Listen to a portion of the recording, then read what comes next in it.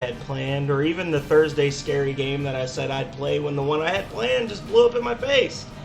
But it's okay, because I had been planning to play this one soon as well.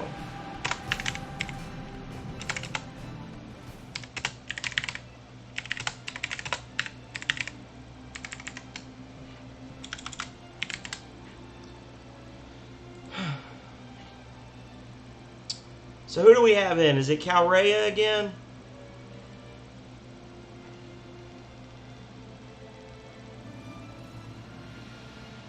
Calrea, are you here?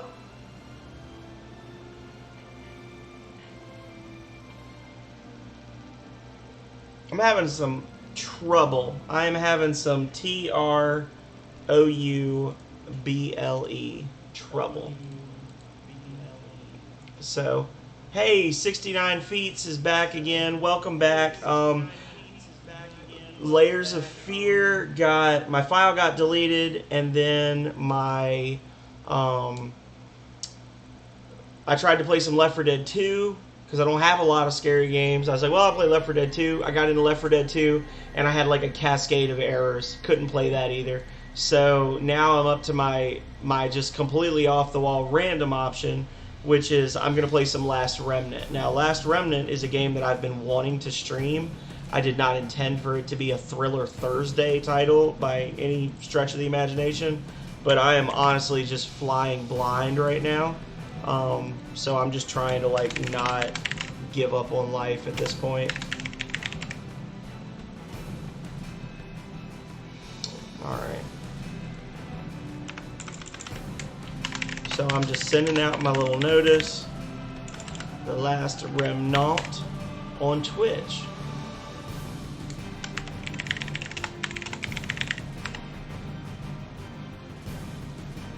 Boom. Okay. So, The Last Remnant, for those of you who don't know, which is probably most of you, hey, divide by zero. I don't know how much of this you caught, but I had actually started to play Layers of Fear, and I had created some like sound alerts where you could redeem channel points and bits and things, and it would play different sound effects on my stream, and it's supposed to work with Twitch Studios, but it didn't work. So then I was messing around trying to get it fixed at the start of my stream, and somehow while I was working in that, I deleted my save file for Layers of Fear.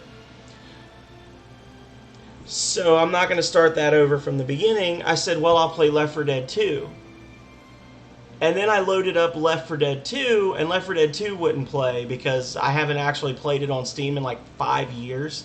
So it had a bunch of errors because I haven't updated it. This game is The Last Remnant. The Last Remnant is something I'd been planning to do. As you can see, it was done by Square Enix. I think this game fucking rocks. It's a Square Enix RPG made using the Unreal Engine. It is a little dated. It's from 2009.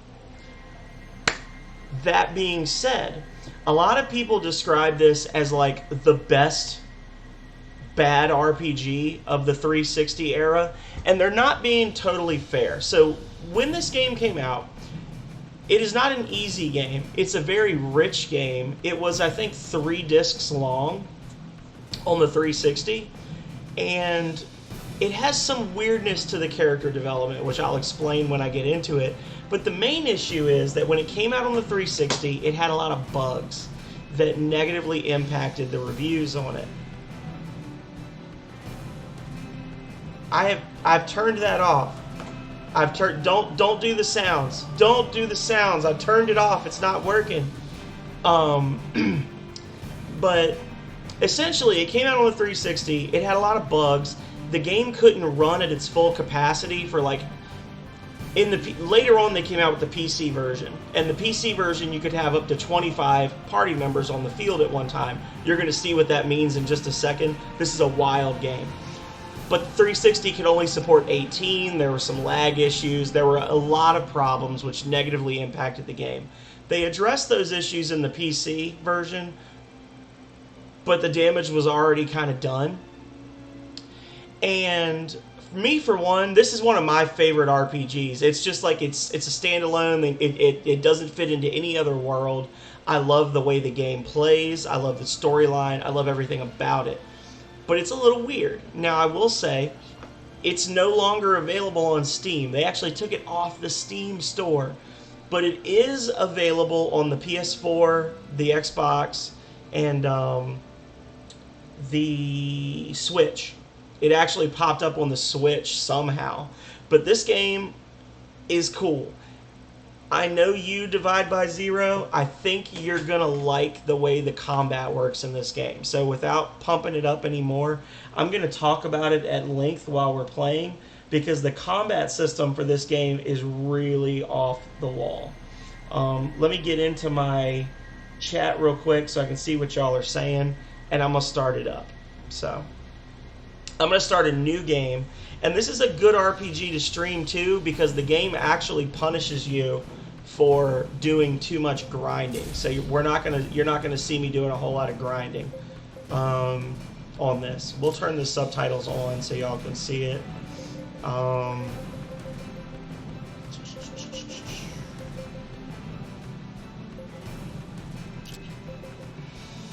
Okay. Now, again, this game is 12 years old, so the cinematics are going to look a little janky sometimes, but we're going to be nice about that. Oh, actually, I have to play this in a window so I can see what you guys are saying right on my screen while I'm playing. Nice. Nice. Nice.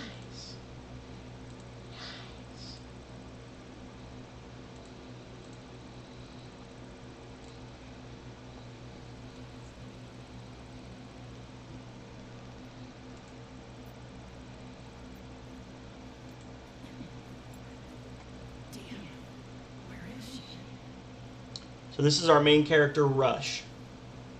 Rush Sykes.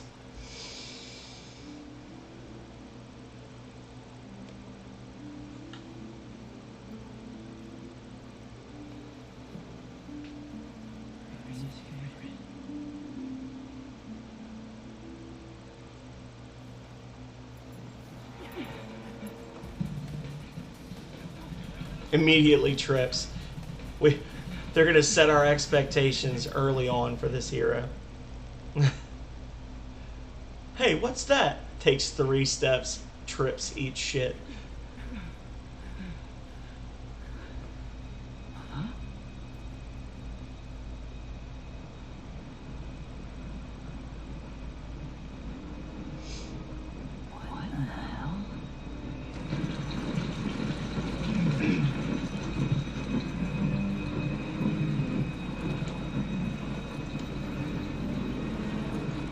Yeah, I love the world of this game to the point that I actually considered running a D&D campaign set in this world, because I love everything about this game world.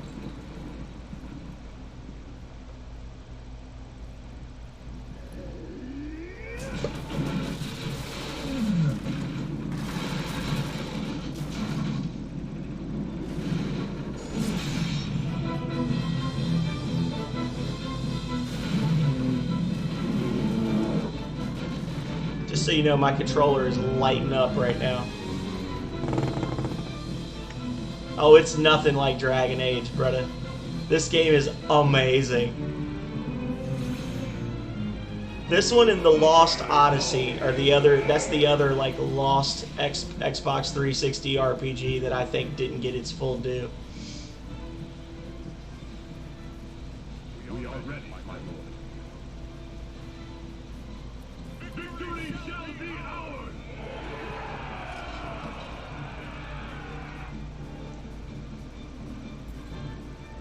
Our guy up here is like, what is war? What is this?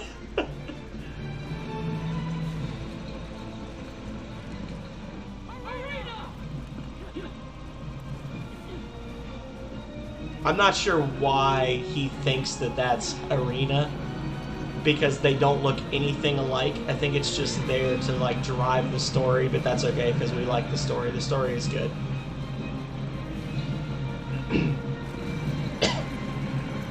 Get out of the way!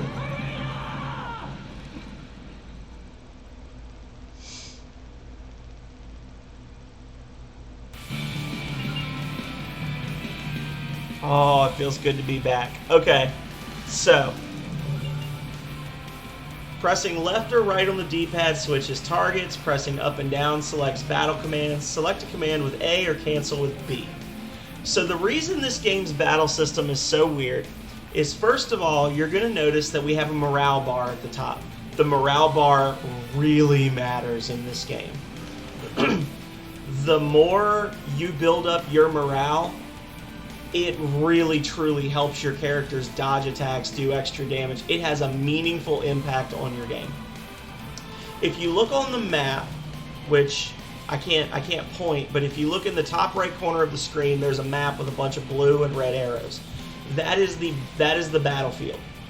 The blue guys are me, the red guys are the enemy, and you'll notice that we've got a unit. Our unit that's highlighted has 5 party members.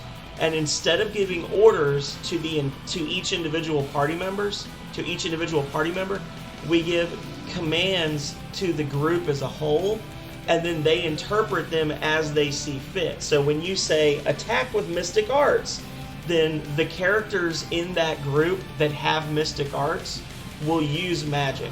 The characters that don't will just do regular attacks.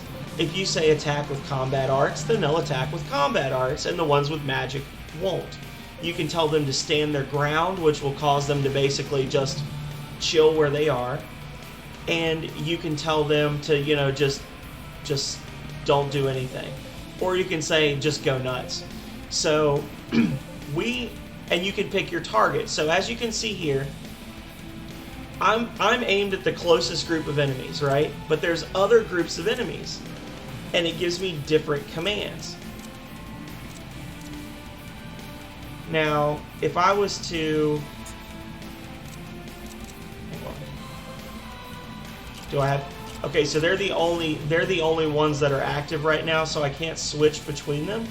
So I'm just going to go ahead and, just so you get the idea, I'm going to pick this one, and I'm going to say attack with mystic arts. Now I've got my next group. And they also have commands to give. And I can say, go where you want to go. So, like, just for the hell of it, I'm going to tell them to attack this group back here. So over here on the left, those are each my units. So the 828 HP is the total HP of my entire group. That's not one character. That's my whole group has a set amount of HP. And then each character has a maximum. And if that character gets targeted in battle and they take more than their maximum HP, they get knocked out, and then the party's overall maximum. It's very complex to explain starting out, but I'm going to show you. This is just like a basic combat thing. Recover your health, stand by, but heal units that need it. Now, if I was to press B, there is a way. There's a way to like reset these, but I can't remember exactly. It might not be an option right now, because it's the tutorial battle, so we're not going to try too hard to game it. We want Lady Emma's group to go combat arts, and then they'll help out there. So, here we go. Are you ready? Yes. And now all the units start moving at one time. Deadlock.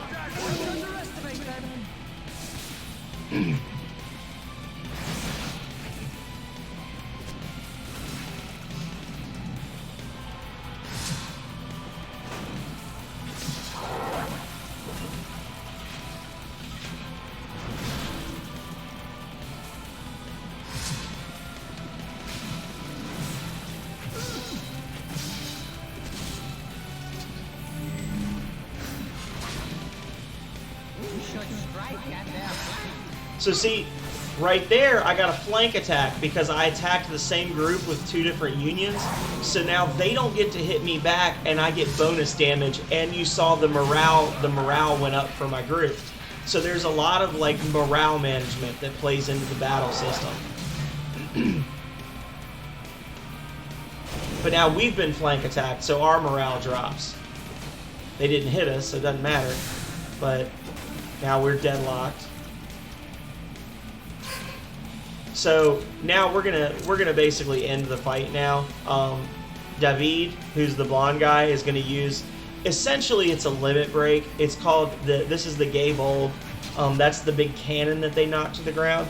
Certain characters in this game, they can either obtain or they join your party with access to special magical relics called remnants that do all sorts of different things. They feed off of their life force to do it. So David actually has 2 remnants. He's got one that's a giant sword that we'll see later, and he's got the gay bulb, which is a cannon. So he's going to fire the gay bulb now. What is Emma doing? She's too close. The gay bulb's firing sequence is complete. Not even Lord David can stop it now.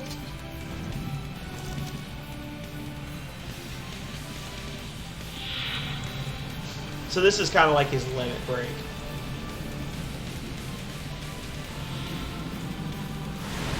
And not all remnants when used in battle will cause damage. There are some remnants that will actually summon additional units onto the field that will be controlled by AI. There are some remnants that just heal everybody. There's a remnant that just blocks all damage to your party for a round. They all have different effects. Who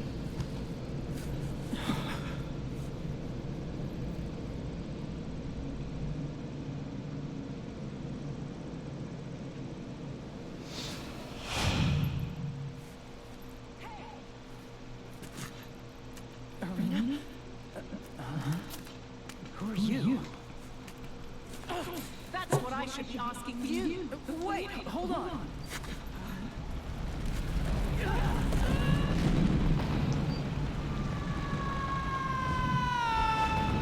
Falls into cave covered by rocks. Does not die.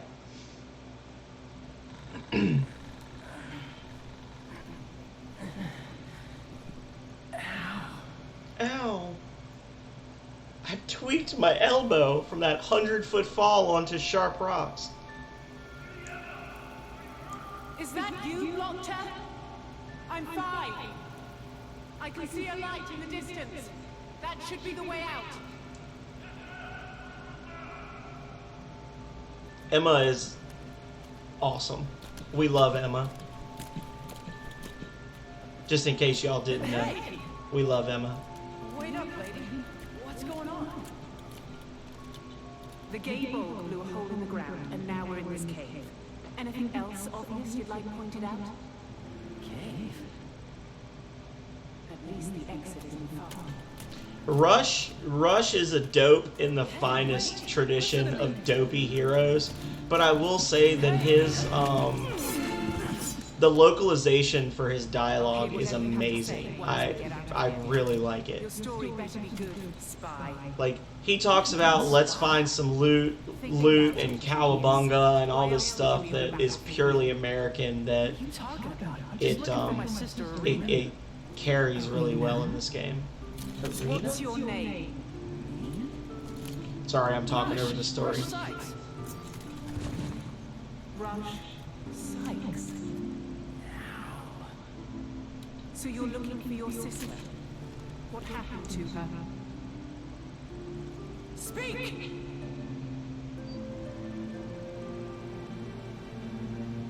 We're from this island called Yuma. Okay, while exposition happens, I'm gonna get a refill. I'll be right back, y'all. Just watch your program. Daddy will be right back.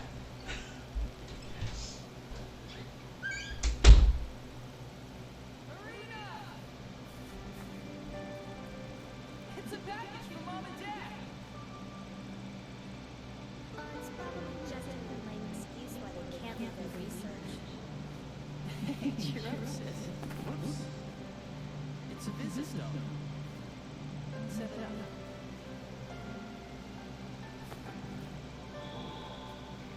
Oh. Hi, Rush. Hello, Arena. You two behaving yourselves? Both of us are having a great time here at the Academy of Illusion, and we were lucky enough to have a breakthrough in our research. But, as you probably guessed, things are taking longer than expected. See? Told you. It's always about what they want.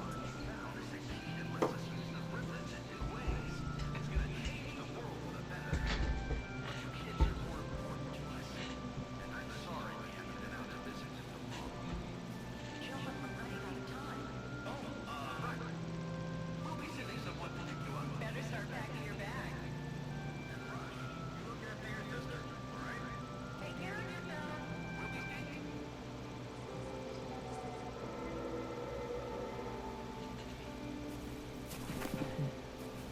the time. Dad's never been good at keeping track. You worried about leaving? A little. I mean, I've never been on the island before. I'll be fine. After all, we'll be back with Mom and Dad. You know. Oh shit! Huh? What?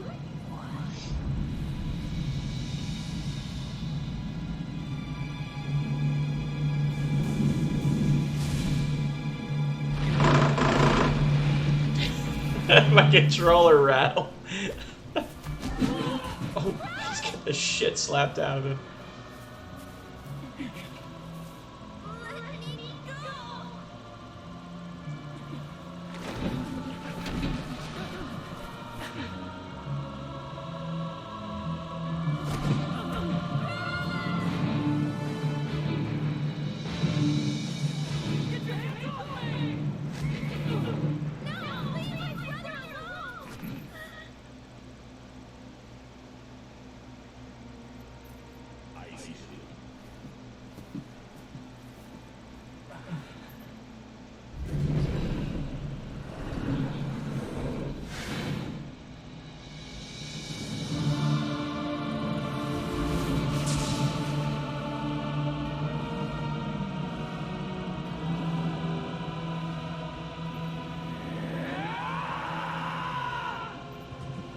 Passes out.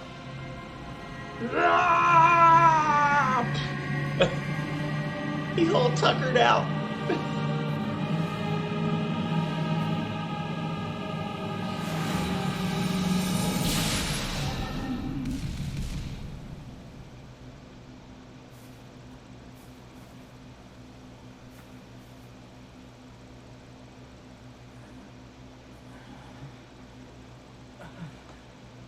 Huh? What? I don't understand. Attacked by some flying beast and protected by the light from your talisman. Child, do you think I'm senile? It's all true. Whatever. First things first. We need to get out of here.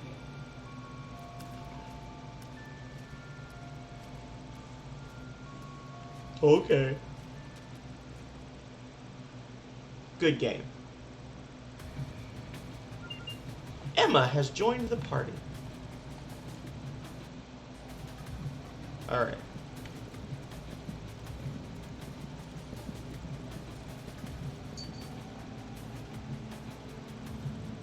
What is that?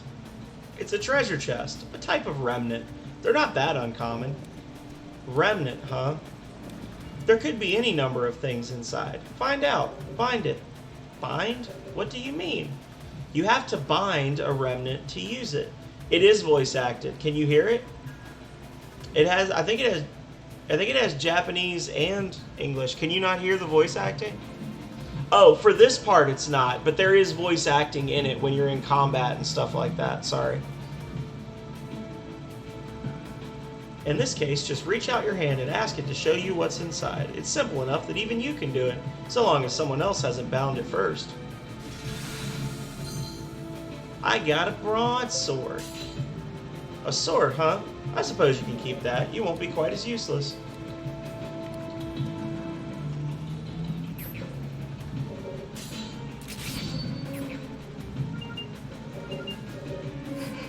Okay, so the next thing about well, I'm going to hold off. I'm not going to say just yet. What I'm going to say for now is, and this is something you couldn't do in the 360, but you can do in every version since, is you can not only change Rush's equipment, but you can change his wield style. So you can go power grip, which is he basically two hands a one-handed weapon, or you can do one-handed wield style. One-handed wield style, later you'll be able to equip swords. and you learn different abilities as you progress through the game. You will learn abilities based on what you tell your people to do. So if you tell your characters to use combat arts a lot, your characters will learn more combat arts. If you tell them to use magic, they'll learn magic. If you tell them to use items, they'll learn more items. And that actually affects not just what abilities they have, but their progression through the different stages of class. So there's actually like tiers of class. Right now I'm just like a generic guy. I'm a tier 1, but you can go all the way up to tier 7, but not every character can get to tier 7. Like a lot of times, if you're not really thinking about how you're playing your character, your AI allies might only get to like tier 5 or tier 6. But one of the things that affects the classes that you can become and the moves you can learn is your wield style. You can also, go in, you can look at the arts. So like Rush has, only thing he can do is he can use restorative herbs.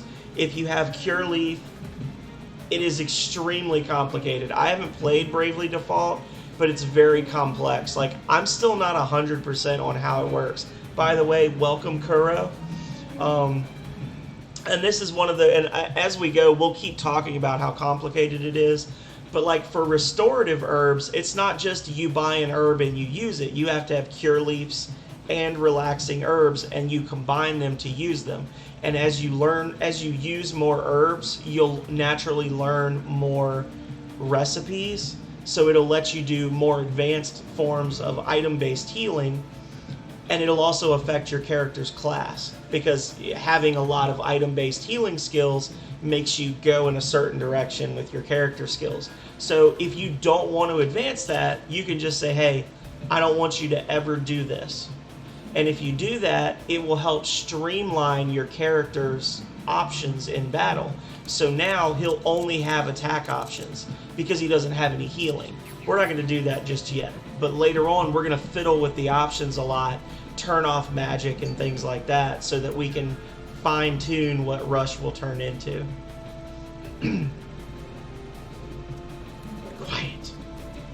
Is that what you were fighting before? Yes, monsters. It looks like we can't avoid them. Let's initiate a battle before they spot us. By pressing right trigger, monsters within a certain range can be drawn into battle.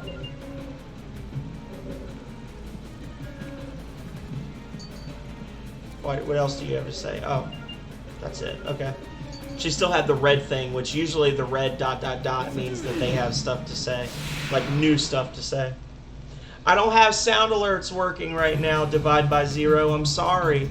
They're not working.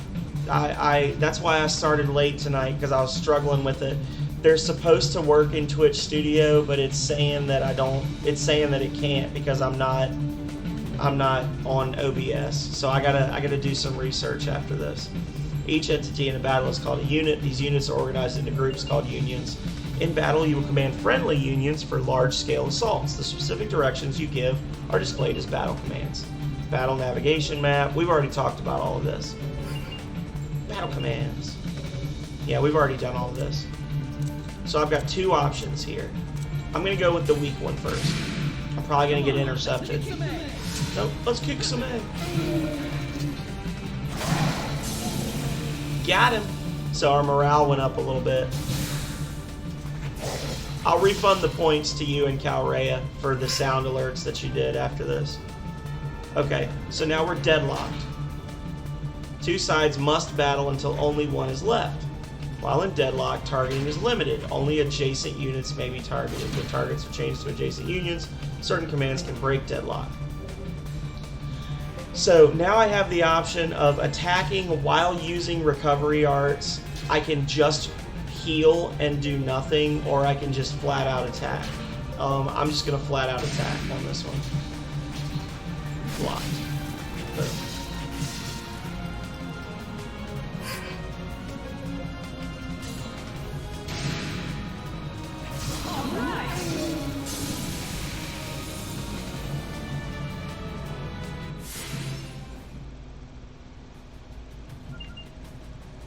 All party members fully recover after battle. Nice. Now you'll notice I didn't earn any experience points because that's not how this game works.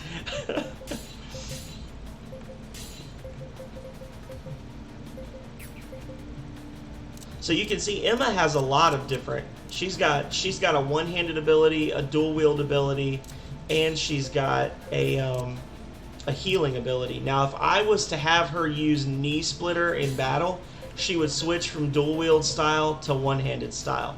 I don't want that. Dual-wield does more damage, so I'm going to block that out. I'm going to let her keep her remedy ability. And, yeah.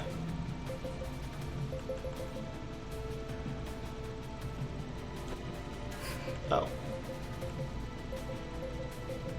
Okay. We don't have union layouts yet.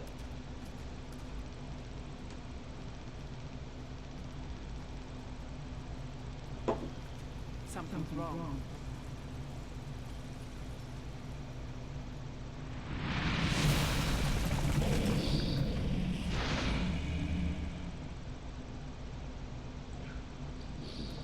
Boss fight time. Prepare yourself. Yeah. Funk, funk, funk, funk, funk. Morale. So now we're learning about morale. As morale rises, attacks become stronger and more effective. As morale falls, defenses weaken and unions do less damage. Morale fluctuates based on the performance of both sides in battle. Make it a habit to keep track of your troops' morale. Let's get them! Let's put them up. Come on, let's kick some ass. Let's kick some A. I'll show you the strength of backlog. Oh, everybody missed. You all suck. Always like you in my way. Keep it up. What? What is this power? This is Rush's limit break ability. I love it. Yeah, he just goes into like hyper speed mode, Omni Strike. Just gets a shitload of attacks, one after the other.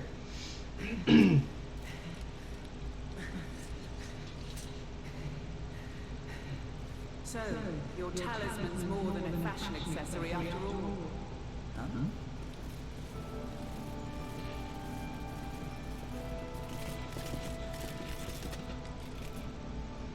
My lord, My lord. Herbie Kern. you did not have to come all this way for me. Please, accept my apologies. Seeing you safe is apology enough. And who is this?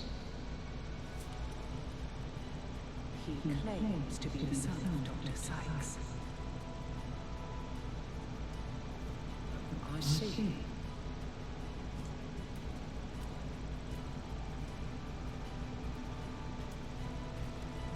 I am Torvald, one of Athlum's 4 generals. Our lord, the Marquis of Athlum, would like to extend his thanks. Step forward.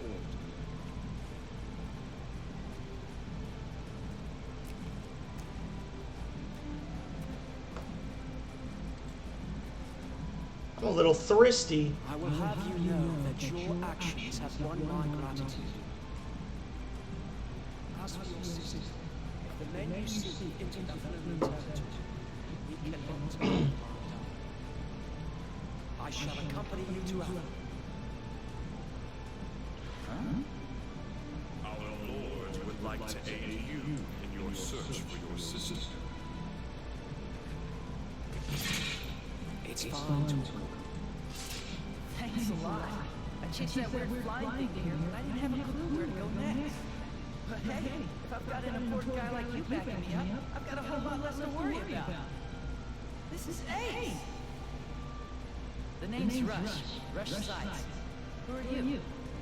I am David Nassar, the Marquis of Athlum. You may address me as David. Sure thing, Dave. Let us return and see what tidings await us in Athlum. All troops return to Athlum immediately. Yes, my lord. Come on, Dave, let's go. Well, have you no manners? That is no way to address the Marquis of Athlum. Jeez, what's your problem? He's surprisingly simple, wouldn't you say? We have yet to see. I'm a simple boy.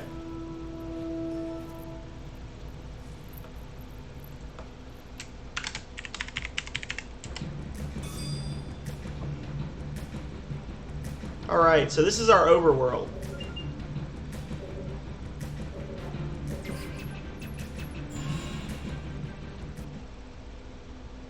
Not a whole lot going on there yet. Athlum.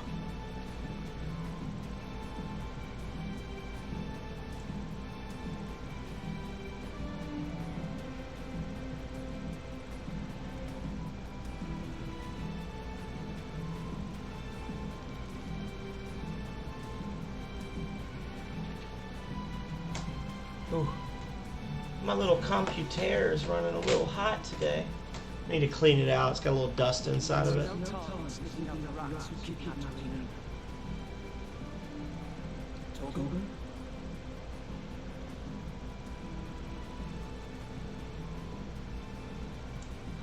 Rush. We have prepared everything and passes. After your journey from the island, you must want to rest and recover from your... Hey man, don't hate. They're not humans. They're called Mitra. Okay? Yeah, right. I'll go find those guys myself. Mitra. M-I-T-R-A. Fine. Do as you like. But try not to do anything too foolish. We shouldn't let him have free run of the castle until we verify the story. I'll get it. Yeah, the walking animations are a little weird in this game. Again, it came out in 2009. Just saying. Castle if you need anything from us. All right, I'm on it. He does a little, all right. Hey, Blackout, how's it going, man? How'd the rest of your stream go?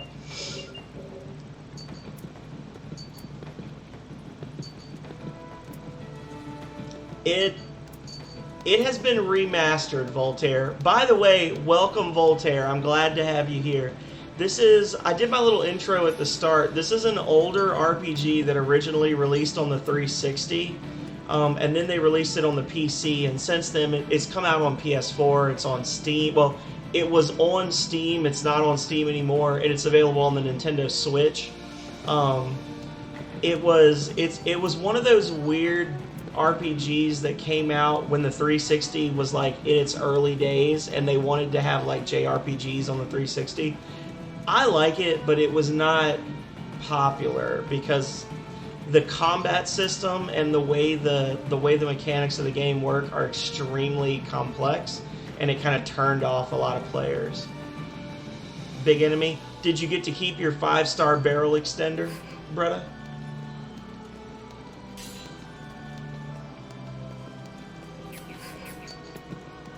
Well, all I would say, Voltaire, is if you have the money and the time, try it yourself, because the reviews are not kind to this game. But honestly, if you like really long, involved storylines, and you like doing if you like RPGs where there's a lot of like character building and tweaking and strategy involved, then you'll like it. Like if you're a TTRPG type person, you'll like it. Oh, that's 5-star rocket launcher instead. Seems better.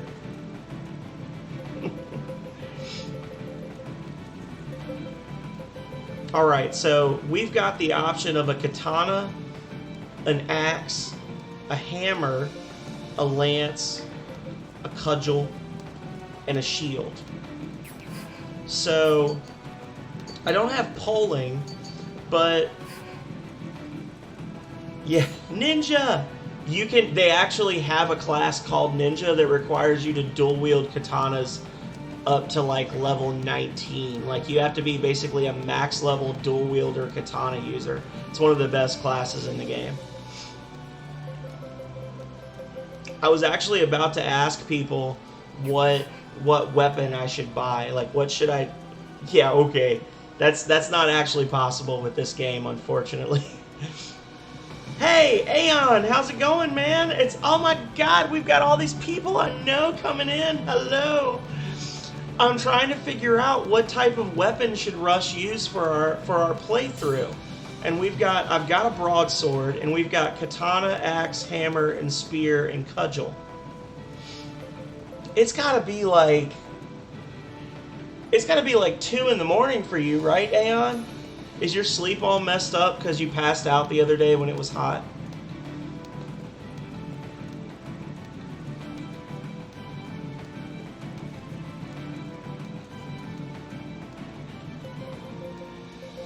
So, Lance is decent. I don't hate the Lance. Lance will actually give us some mystic arts as well.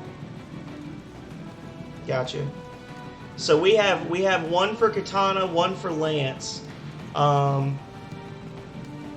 give y'all 30 seconds to think it out. We've got 1 vote for katana, 1 vote for Lance. Cudgels tend to be for like healers. Kite shield I can use with any of the one-handed weapons, and it'll just basically be like a sword and board style. Katana's a little faster, higher damage, lower defense. Axe does more damage, high defense, makes me slower. Aeon says katana, so we got 2 for katana. 9 seconds left. I do have to channel the weeb energy. Alright, it's gonna be katana. Yes. Let's see if I can sell some. That's not gonna be enough to get a second katana, unfortunately. Okay, well we'll go here. What we'll do, because we need to be mixed anyway, we're gonna do 1 katana, 1 broadsword for now, and once we've earned a little bit of money, we'll go dual katanas for Voltaire, or for Blackout. I mean, Blackout says ninja. So, all right. So we've unlocked some additional areas in this first town. We'll go to the town square first. Now, once we actually get the ability to do so, this will be the recruiter that we'll talk to hire additional soldiers, and then these people, as we complete quests, some new shops and stuff will start to open up in this area. But for now, it's mostly... Well, thank you, Aeon.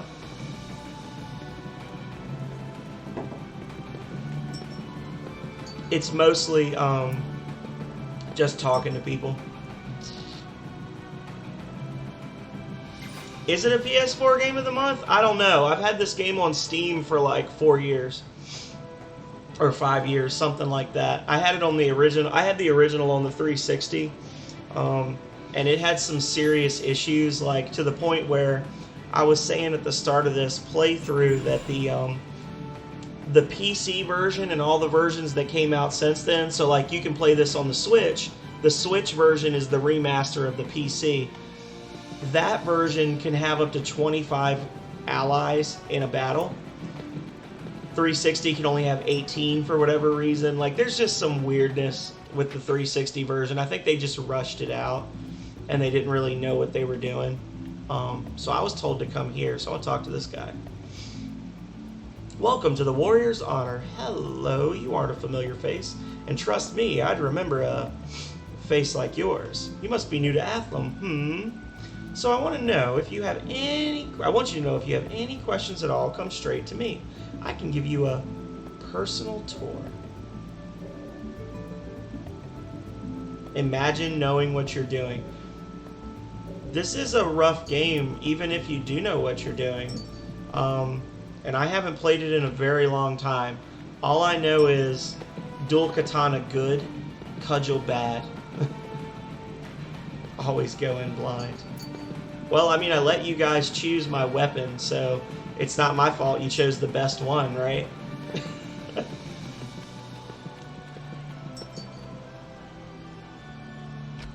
If you go in blind, you aggro 15 robots at one time, and then you die.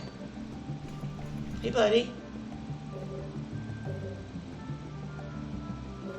He's basically just being a jerk.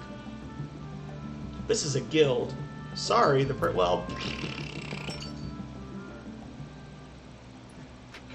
No love from the Guildmeister.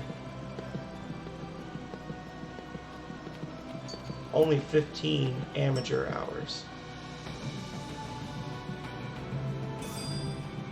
There we go. Only 15 what? I'm not paying attention to what's coming out of my mouth.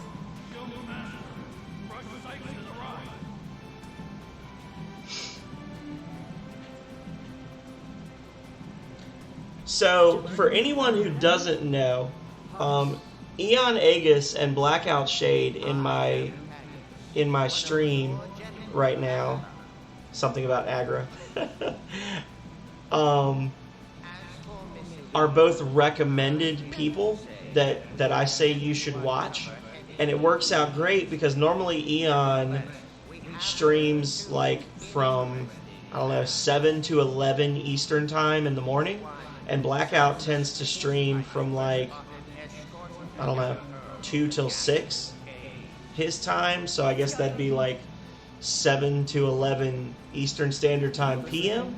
So you can follow both of them, and you can watch them both in the same day, and they won't overlap because they stream 12 hours apart, even though they live in the same time zone somehow.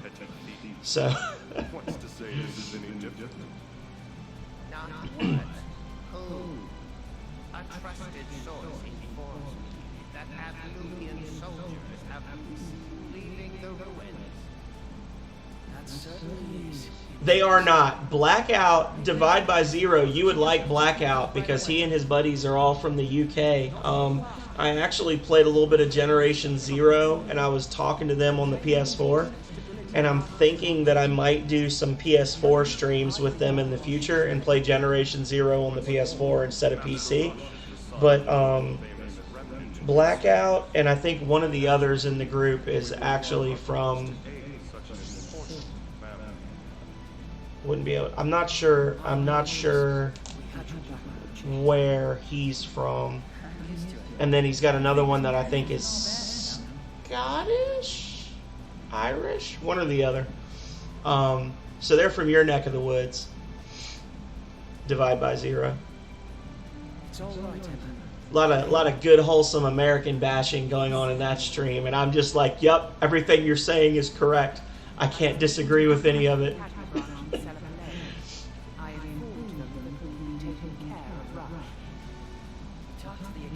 There you go. 3 Scott. Oh, okay, I'm sorry. 3 Scottish guys. It is a group prone to secrecy. You're a lifesaver, Emma. Still, it's uncertain when or if the message will get to the headquarters in Illusion. Of course it will. Come on, my sister was kidnapped. You guys would like Divide by Zero. He subscribes to all of the same things you guys have to say about American life. Only difference being he actually lives here, but he's from y'all's neck of the woods as well, more or less. Sounds good to me.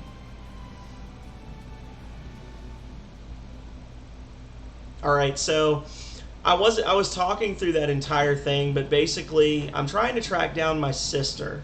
And we've got 2 possible leads. The first lead is that many young women have disappeared around the Gazlan caves. And the second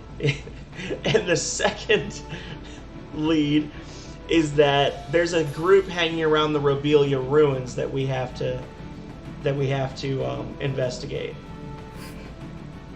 So, what should we go first, guys? Gazlan or Robelia Ruins? We'll have to do both of them. It's just which one we'll do first. So we can either investigate the young women disappearing in the cave, or we can investigate the shady guys hanging out in the castle ruins. And I'll give you 30 seconds because it's not that game-breaking of a decision, but I do want you to have the illusion of choice.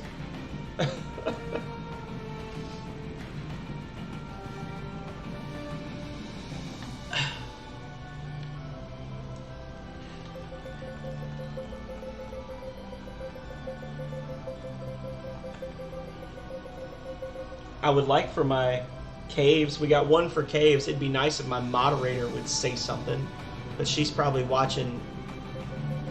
She's probably watching do-it-yourself videos on YouTube right now. All right, caves it is. The caves, then. Go. Blockter will accompany you. Let's do it, Rush. Blockter is the big fish man. I think they're called Yama.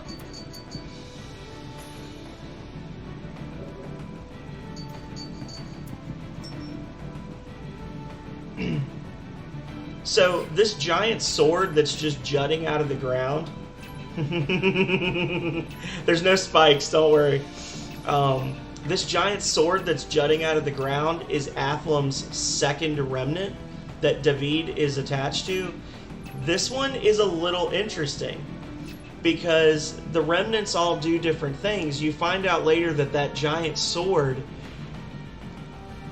when it is activated, any soldiers who have sworn fealty to the Lord of Athlum cannot feel fear.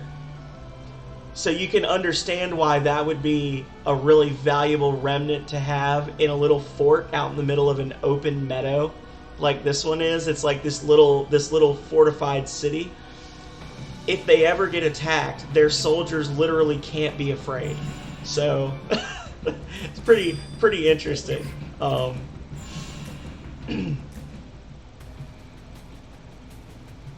god, spikes. Well, caves have stalagmites and stalactites, which are like spikes. They're just farther apart and larger and wet, usually. Oh.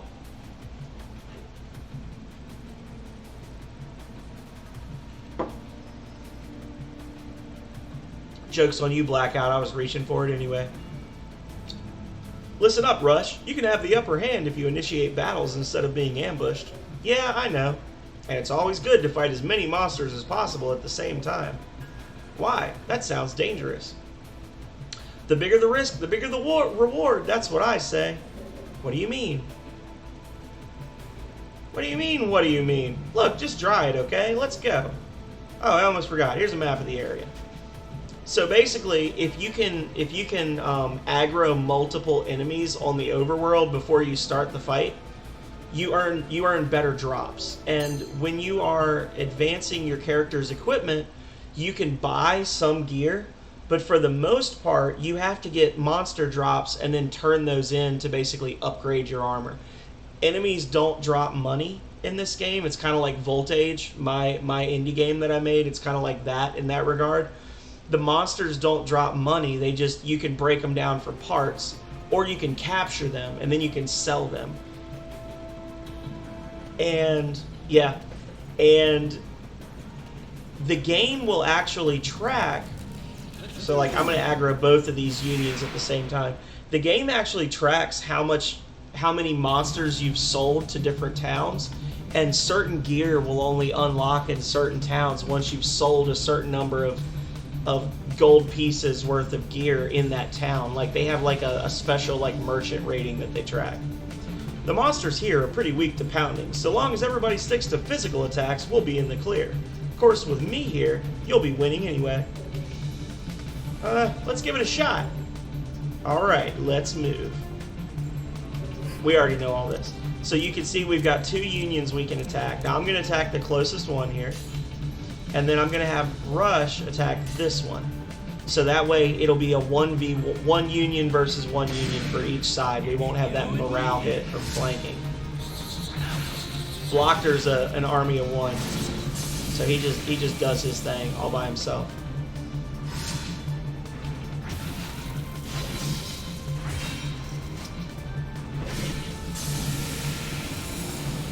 Easy peasy. So that little +1 that you saw popped up, that was like my reward for fighting extra enemies. That one that went bing, that was like I got a bonus drop because I fought two unions. Sometimes you'll get rare drops for fighting a lot of enemies at once. You'll actually get items that don't drop unless you fight groups of them at once. Yeah, he's trying. They do try, Eon. I want to see. Because they actually have some timed button presses in this game as well. Looks like they haven't actually been activated yet.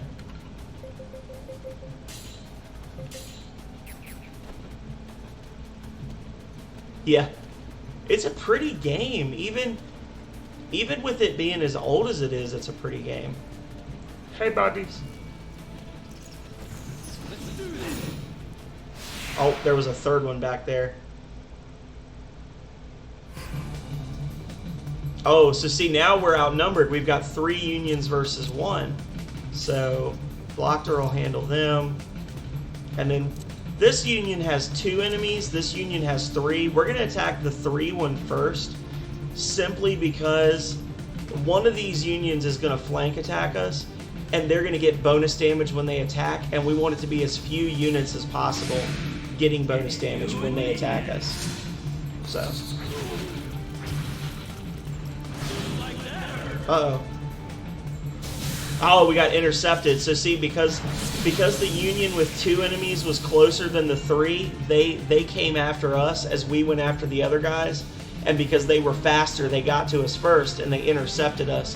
But then we killed them immediately. So if an enemy union is attempting to deadlock a friendly but is instead caught in deadlock itself, this is called interference. When it's the player's side that gets caught, it's called interception. So now we're flanked, or he's flanked, I'm sorry. So they're going after Blocker hard. Blocker's probably going to die.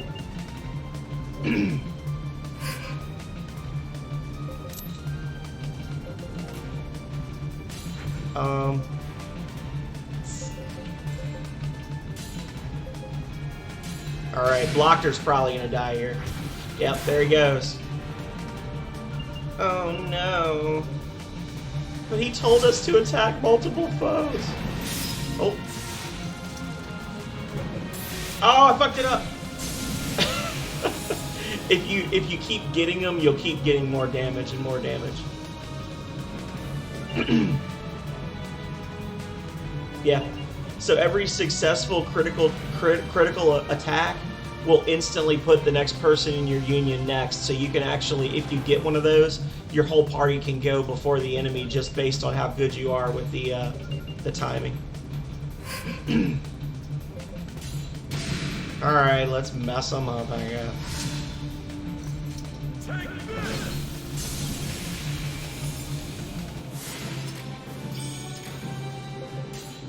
Good thing we didn't attack all 3, right? We'd have gotten stomped. Oh, I wasn't quick enough. Oh, he got a sneak attack on me. My booty.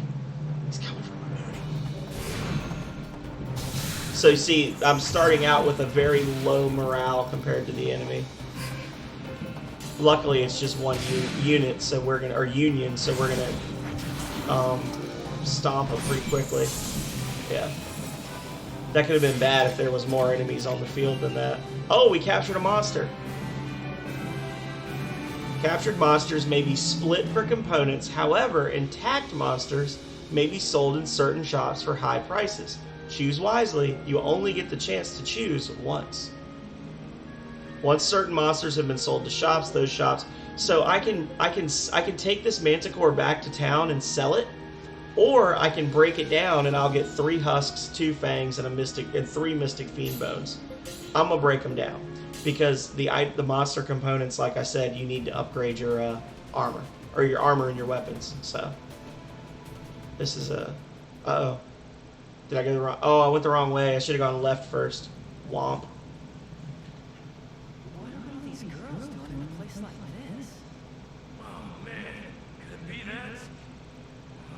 He left a couple of vowels out. So you're that group then. Gang of thugs that's supposed to be running around slave trading? Slaves? Who the hell are you? We don't have to introduce ourselves to the likes of you. Get ready. I'm gonna smash your faces in. Bruh, you want a piece too? Oh yeah, bring it on! Rush feels the call of the blood god immediately. Yeah, let's do it. Showing off for Blocker.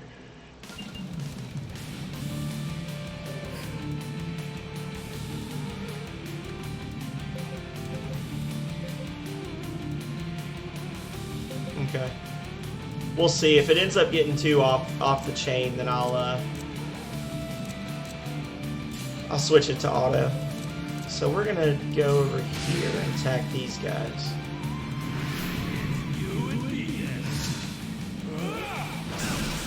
Oof. Oof.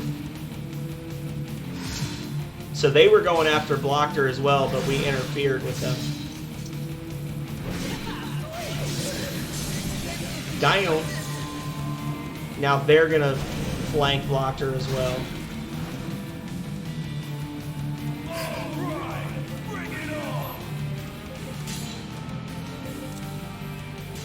So you'll notice that I just got a prompt saying you're going to break your deadlock. Is that okay?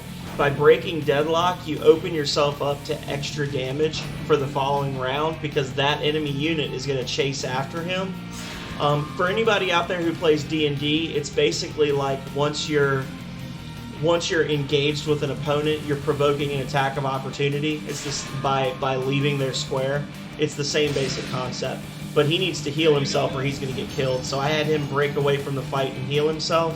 And then we're going to go after them and we'll get it. Oh, I fucked it up. We're going to get it to a 2v1 fight. Oh, I messed it up again. Oh, God, I need to make it automatic. So now he got a raid lock. Boom. Yeah. But now we've got the numbers advantage on him, so... And I need to not mess up my critical triggers this time. Come on, let's run him down!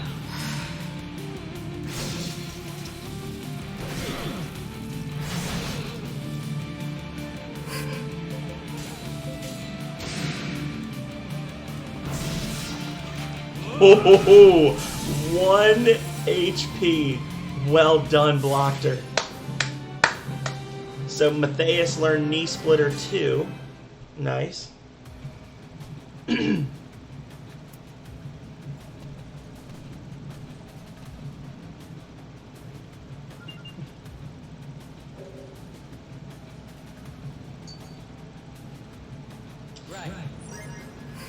Oh, thank you, Blackout. A hundo biddies. I love it. Thank you. So that's our transporter. I truly appreciate. Yeah, that was a close call. Save your bits though, because once I get the sound alerts working in my stream, you're gonna have to try them out. Oh well, that was some healing items I should have picked up last time, but I got distracted. Yeah, luckily you heal after every fight. So this is, I want to point out now, you see that I've got a battle rank of 1. Your battle rank goes up by winning battles. That's basically your party level. Battle rank also affects how strong enemy unions are, like so the higher your battle rank goes, the tougher enemies go. But there's also, because each individual character can advance on their own, that's why I said that the game actually punishes you a little bit for grinding. Well, I'm glad I'm keeping you sane. So if you grind your battle rank up super high, like if I was to just fight in this cave till I got to battle rank 20, then went to the next area, Rush would be leveled up. He would have all sorts of new abilities, he'd have more HP, stuff like that, but all the other characters in the party would not, and that would make the fight more difficult. So that's the reason that the game, it said, you know, it kind of punishes you for grinding early on, is because until you have your party fully fleshed out, you don't want to level up too much, because the new party members that are joining will get stomped on by the enemies, because the enemies' levels are going to go up based on your battle rank and not on where you are in the story.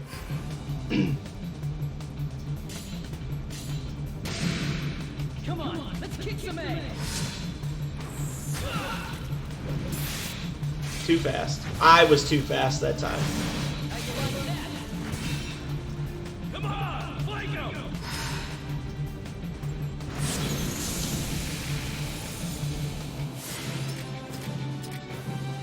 Nice. I'll break that one down as well. The interesting thing about the critical triggers is that they're not actually random. It's the same trigger every time depending on what weapon you use. So like if you're using a sword, it's always A. If you're using an axe, I think it's always right trigger. So it's more just a matter of being able to know who's in what party, or basically like setting it up so it's all sword users in one group. So when you see Rush's group run up, every critical trigger that pops up, you know it's an A, that kind of thing. So because these are all whited out, like the speech bubbles are white, they don't have anything story driven to say, but we'll talk to him anyway. Let's head back to Athlum. I don't know how to thank you and your master, Lord Blochter, enough. Let's move.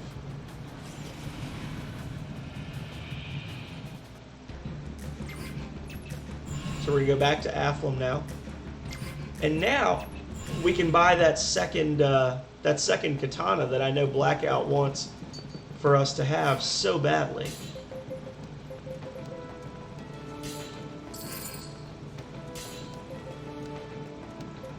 And that actually lowers my attack a little bit. Oh, no, it doesn't. No, it doesn't. It's just telling me what my... There we go. There we go. So now we dual katana now, which when we get to a much higher level, we actually get a pretty ridiculous ability called Dragonfly that does an insane amount of damage. Sorry, man, I'm still setting up. So the Smith is going to be the guy who uses the monster parts to upgrade our stuff. Broadsword, buckler. It is better not to grind needlessly in this game. Once you get to the point where you have a mostly fleshed out party, you're good to go. The trick is, we're gonna have two types of people we can recruit in this game. We're gonna have leaders, which are unique characters, and once we finish the Robelia Ruins quest, we'll be able to start hiring some leaders right away. And then you'll have generic soldiers, which are basically just the people that look like the random town guards and stuff. And they are a little less powerful, but there's a lot more of them that you can hire, so you can kind of custom build your party a little more. And as you progress through the game, and as you complete certain side quests, and you can join different, like the recruitment is weird, because like right now there's that guild that I went to. That's not the only guild. There are certain guilds you can only unlock by doing certain quests. So like it'll be, you know, go kill 7 rare monsters throughout the entire game, and once you kill the 7th one, they'll start giving you quests at the Elite Monster Hunters Guild. And then you can hire people there that you didn't have available elsewhere. This was more of an issue in the 360 version, because you could have 18 allies in your party, but you could only have like 7 leaders. In the PC version, you can fill your entire party with nothing but unique characters, which is a little OP if we're being honest. So you don't want to grind until you have most of your party fleshed out, just because you don't want those individual characters to fall behind. Because it gives the illusion that the enemies are tougher than they actually are. Now, if you're happy with your party right off the bat, then by all means, go nuts. Because the other interesting thing with the character progression is that you don't actually get to buy equipment for your allies. The only character in the game whose gear you can control is Rush. Everybody else starts out with certain weapons, and they'll have a weapon and a shield, and they can have accessories. And they will, when you go into a town, they have their own gold, they have their own monster components that they're gathering that you don't know anything about. And when you go, so like if you have a guy that uses a broadsword, and you gather enough parts to upgrade a broadsword, he has those parts too. He's not sharing them with you. You have 3 husks, he has 3 husks. When you go into a town where you can upgrade a broadsword, you talk to the smith, Dude Man will automatically upgrade his gear. The only thing they ask you for is accessories. They'll say, hey, that martial artist belt that you have looks really nice. Do you mind if I take it? And if you give it to them, then they'll equip it and you never get it back. But other than that, the party members are all self-managing. They don't require any kind of help.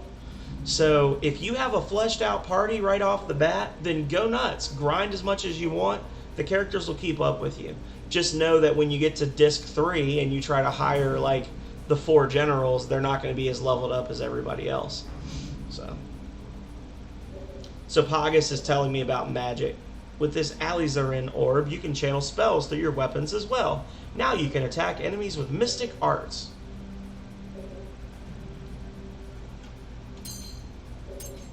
So because Blackout demands that we be ninjas, I'm going to immediately block out invocations because I don't want Rush using magic, because if he uses magic, his magic rating will go up, right? And then he will not level up his physical abilities as much. I think that's, let me double check, because I don't want to mess up our character. The Last Remnant Ninja. That is actually the class. The ultimate hybrid class, introduced in the PC version. Yeah.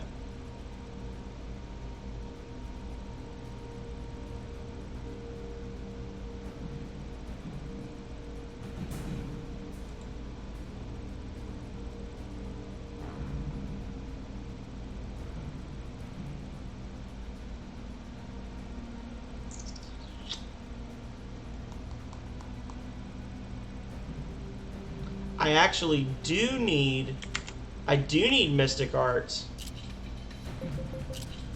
So we'll turn herbs off later. I'm glad I checked that, because I would have messed us up. Okay.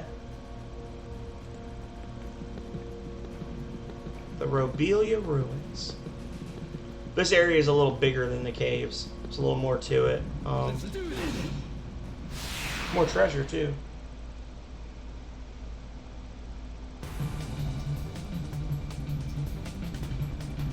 The monsters here are weak against mystic arts.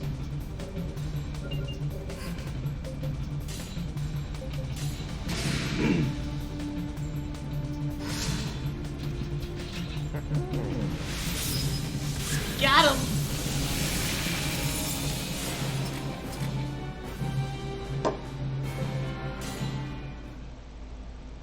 I got distracted for a minute and almost missed that one.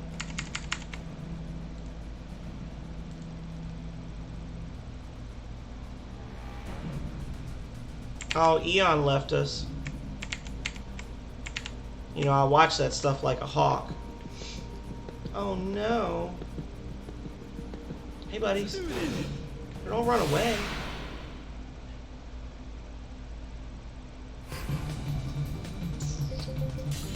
So, Kuro, do you do any streaming at all? I don't know. If you have been in here before, please forgive me. I don't remember you right offhand from being in here before. So I'm just curious, do you stream any stuff? Should we follow you as well? Ooh, inverted vile lizard scale. That's a rare drop.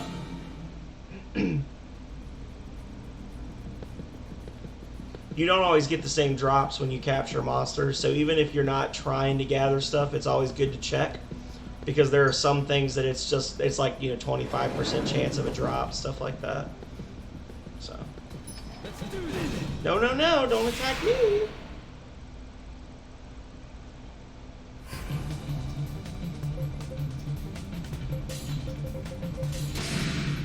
Come on, let's kick some ass. Let's kick some ass. Yeah. Sweet. Devil's Due. That's my first dual wield physical attack. So see, I told my party to attack with combat, and Rush learned a physical combat ability because that's what I told him to do. It makes sense. Let's do this. Let's do this. Oh, they will. He's a If Eon was still here, he'd say something about the power of friendship, because he just finished doing a month-long run of like almost every Mega Man game ever, and there was definitely a couple of those where they talk about the power of friendship.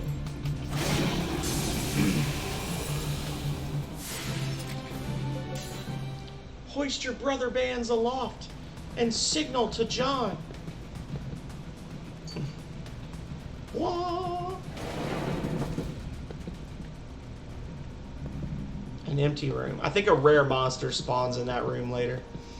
That's another interesting thing about this, is that you actually have to go through the dungeons multiple times sometimes, because there are rare monster spawns that they will drop rare components, and then very rarely you can capture them.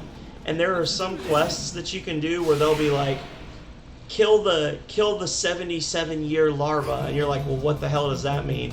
And you could play the whole game and never see it, unless you just keep going into the valley over and over and over until eventually it spawns. So we're gonna combat art it up. Let's clean up these fiends.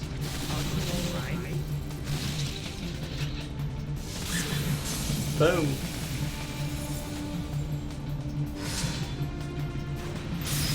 Got him. Overkill. Overkill generally means you get extra parts at the end of the battle.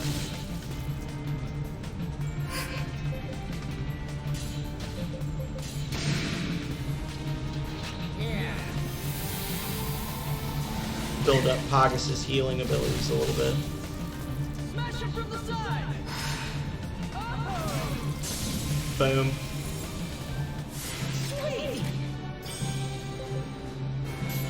Landworm fluid, take that. Oh,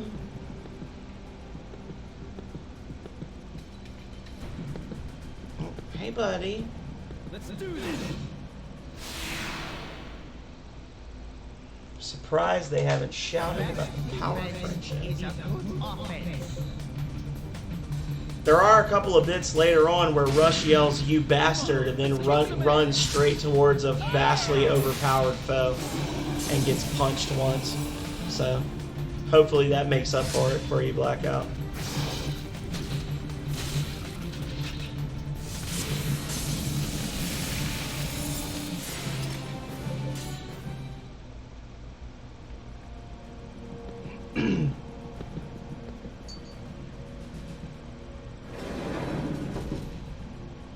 Check your edges before you run in. Sometimes enemies like to hide in the corners. Slayer Stone. That's just a key. He does. He's like, "You bastard!" And then he just runs up and goes to punch him, and the guy's like... And he does like eight flips through the air, you know. As is required. Find the key remnant? We do it. The seal has been broken. Uh-oh. Gotta go potty. Let's do this!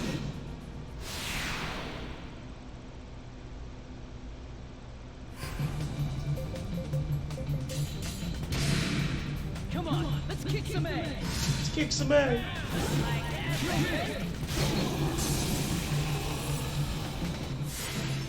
Again, this is still part of the tutorial technically, so these fights are going to be pretty easy.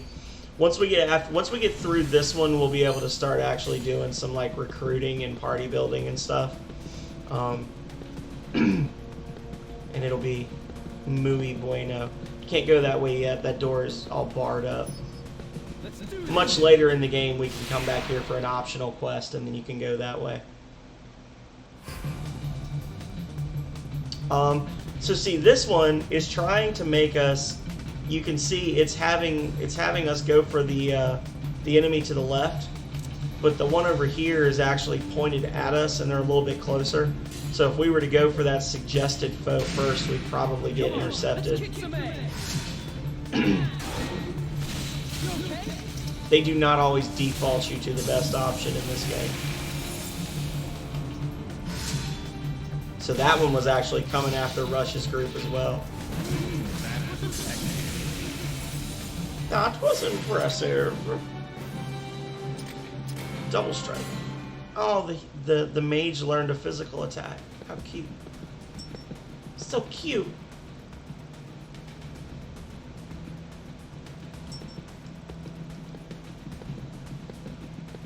Couple little side rooms.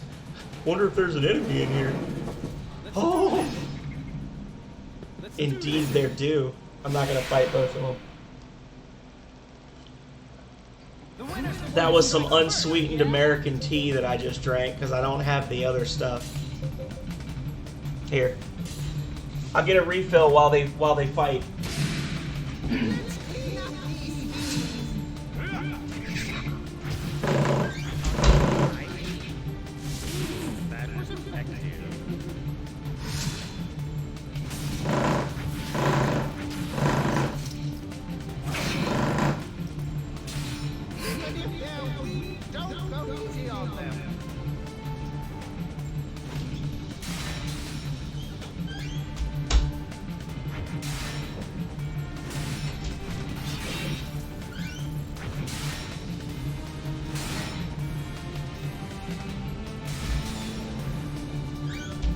Some mad lad named Phenomenal Sir turned the heat on earlier. It's like 80 degrees in my office right now. Did I die? What does this do? Oh, it actually gives you a preview if you press X. I forgot about that. Alright, keep your HP up. Keep your HP up. Hey man, Red Mage is legit. I was talking with, who was I talking with the other day?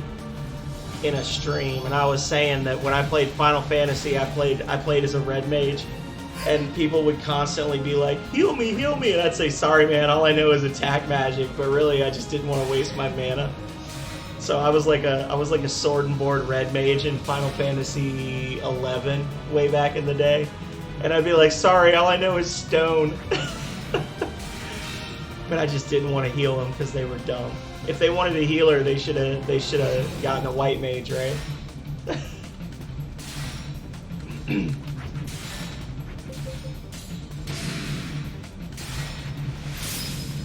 Got him. Oh, so we captured one. You know that we captured one because he didn't disintegrate on the field when that one got defeated. You can tell right off the bat if you capture an enemy or not. Yep, there we go. Captured Chimera. Yeah. Break them up.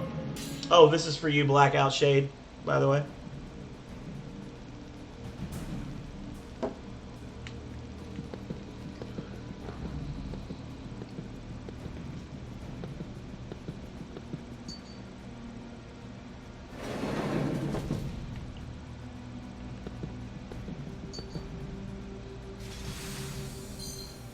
Greaves.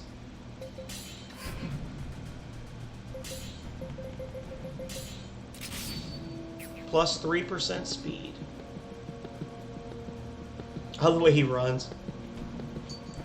He like knees to chest when he runs.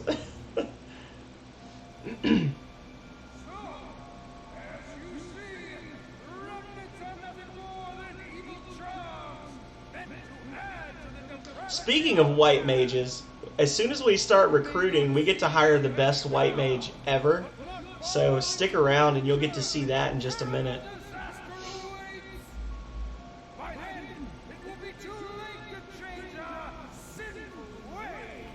Oh no.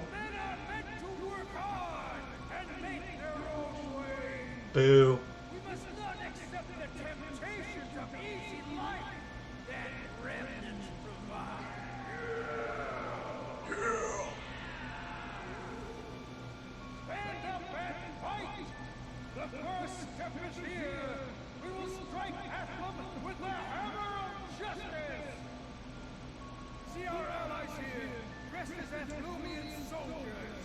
Oh shit!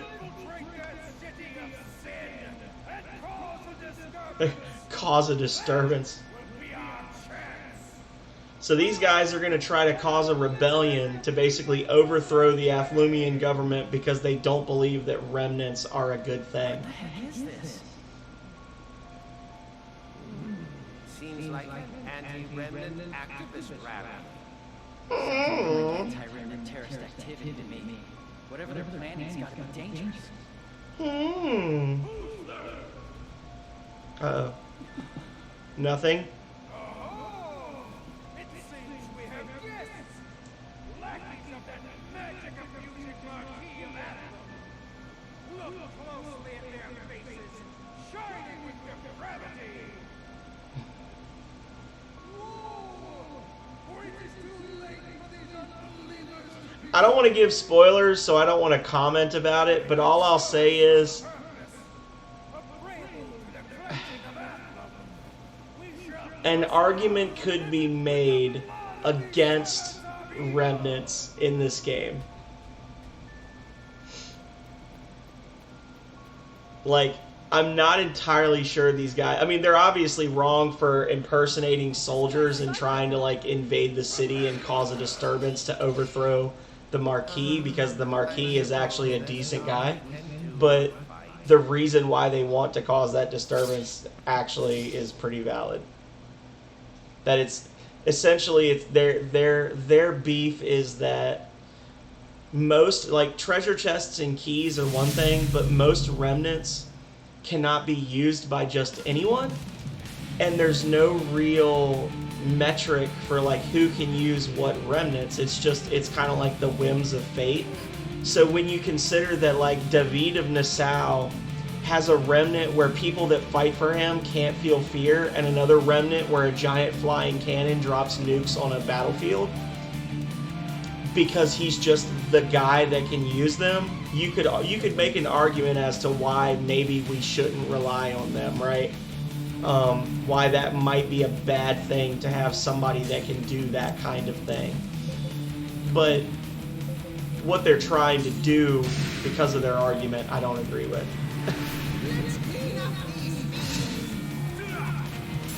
Oh, it's too quick! Why am I too quick? I should get bonus points for being too fast.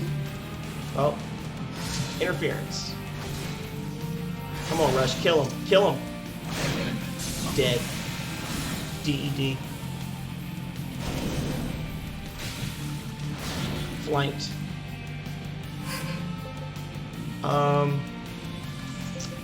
Get your HP up.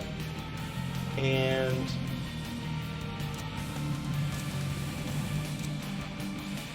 attack. So we're gonna break. So we broke deadlock with those two, and then the extra unit, we're gonna intercept them, get the shit kicked out of us, and now the leader union is the only one left again, and he went after Pagus, who's now full health, for the raid lock. He missed, so now we're gonna go full combat arts, and these guys are gonna just chill and heal for a round. And if he's still alive after this, then we'll finish him off next round. Alright, he's almost dead.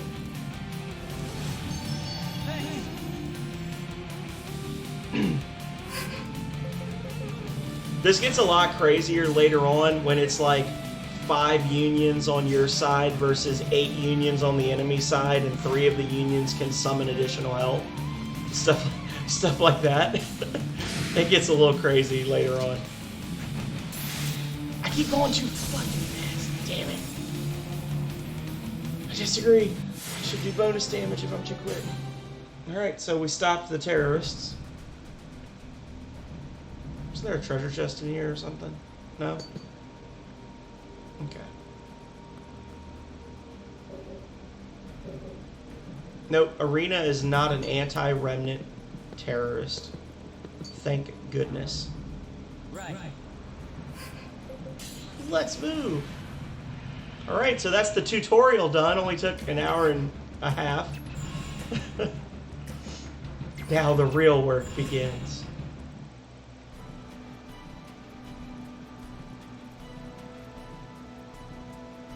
A slave trading syndicate and anti-remnant terrorists. Lovely. And to think, while we were fighting beasts, those beasts were doing as they pleased. We are already looking into this, Lord Davi. You should not trouble yourself further. More important, we have learned of something else similarly troubling. Multiple sources have reported seeing a bright light flash across the sky. A flash? Every so often, remnants emit light.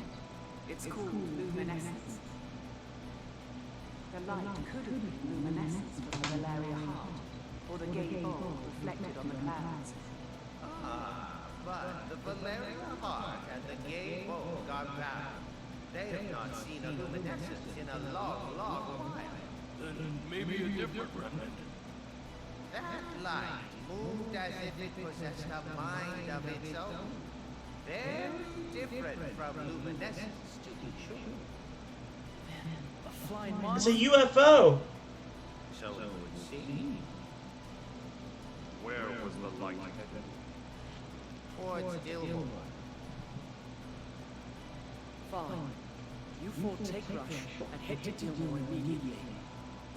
It seems we're up against a flying remnant. No way! That's impossible! The Academy's research on newly discovered remnants may be ongoing, but they have never announced a I did it. the power of light. No. Must be remnant. We've seen a remnant with the power of flight. Now Awesome the thing is, has its hands on an unknown remnant. much later in the game, if we meet certain prerequisites, we can actually recruit that dude in the black with the flying remnant. And that remnant is one of the remnants where when he gets his limit break, he just summons it in, and it's its own character that just fights automatically. That just helps us out in battle. So, very good character to have. Torgal and Emma's squads have joined the party. Okay. Oh, I lied. We got one more battle, and then we'll be able to do recruitment. So let's go back to Ziphos Way just in case. I don't think that the Smith is open yet. In fact, I'm almost positive he's not. No. Let's see how we're doing on.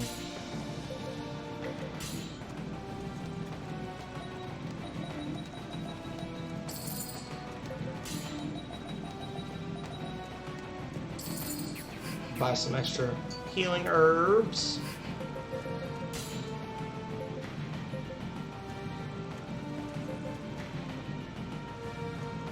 Yeah. So the last time I played this was June 8th, 2019. It's been a while.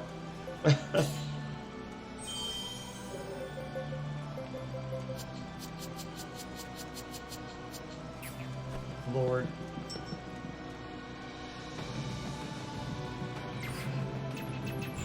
World map, we're going to Dillmore. So we're going to learn some new mechanics here. And this is a it's not a big area by this game's standards, but it's a couple of times as big as the previous areas. Lady Emma reports that your talisman holds a mysterious power. Yeah, it does. What, you think she's lying? Lady Emma is an honest person. I have no reason to doubt her. So this power, can it be used outside of battles? What do you mean? Can you show me its power now? I don't know. I can try, though. Does it immediately without practice. What just happened? I see. It holds the power to manipulate time. Proper application of such a power would give a clear advantage when battling monsters, as well as allow you to engage many foes in battle at once. However, it is almost certain that such a power cannot be applied indefinitely. Use it wisely.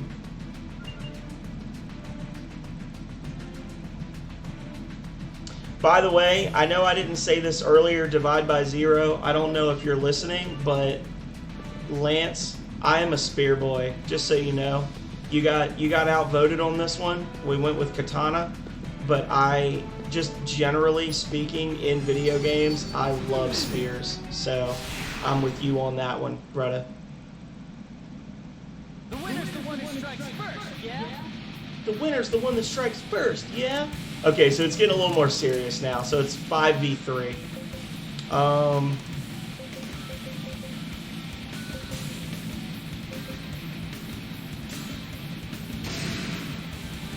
2 unions. Intercepted.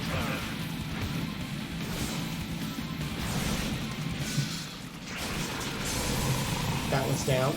Come on, finish them off!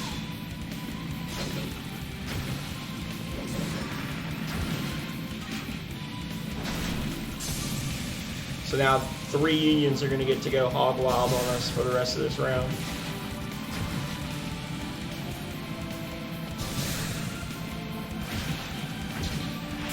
Oh, I fucked it up. Hey man, absolutely. I'm gonna keep on playing for a while yet. Thank you for letting me come in and join you with Generation Zero. PlayStation is still downloading, so starting tomorrow I should be free. Just shoot me a message, and I'll jump in. I'll be free after 8 p.m. your time, so you'll probably start playing before me, but send me a message and I'll jump in. I'll jump in when I get a chance, or I'll just look to see if you're on, if you want to play.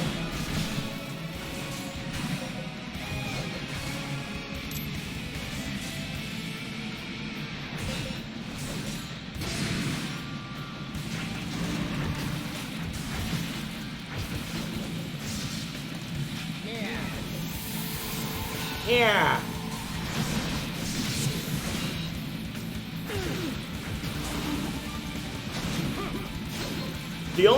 I like this battle style, but the one thing I could do without is the constantly spinning camera. The rotating camera kind of kills it a little bit. It gets a little disorienting. I could see some people could get motion sickness from this.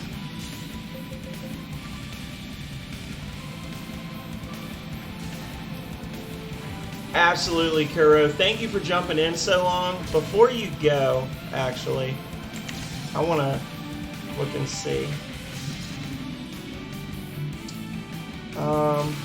I'm gonna give you a follow. I don't know if you actually stream or not, but I'm gonna jump in and I'm gonna give you a follow real quick. Because I had asked you earlier what if anything you streamed, and I don't know if you heard me or not. Oh yeah, you're playing Persona 5 Strikers. Oh, I am already following you. Okay, good, cool.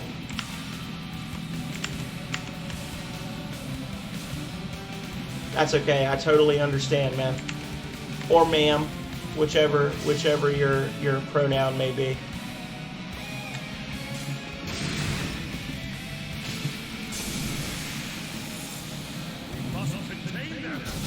We must contain them. Oh, it'd be better if I could keep up with my critical triggers.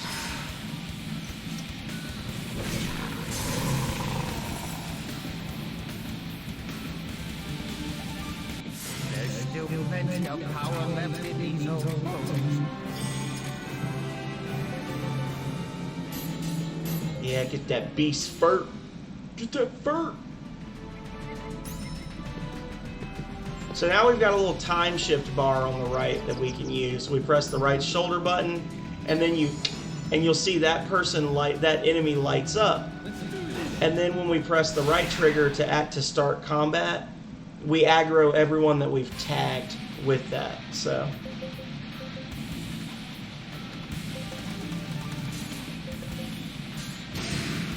Come on, finish them off! finish them off.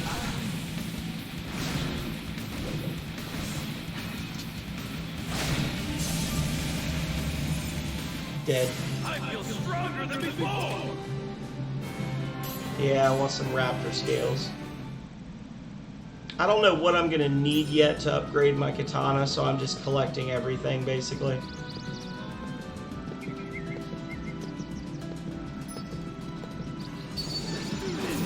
This might be a bad idea. I might get clapped right here. Get the upper hand! Oh no, this isn't too bad.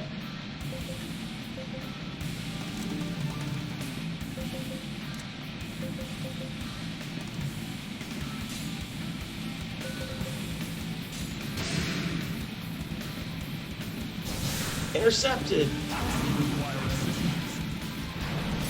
Ah, I need to just make it automatic. I'm so bad at the critical triggers.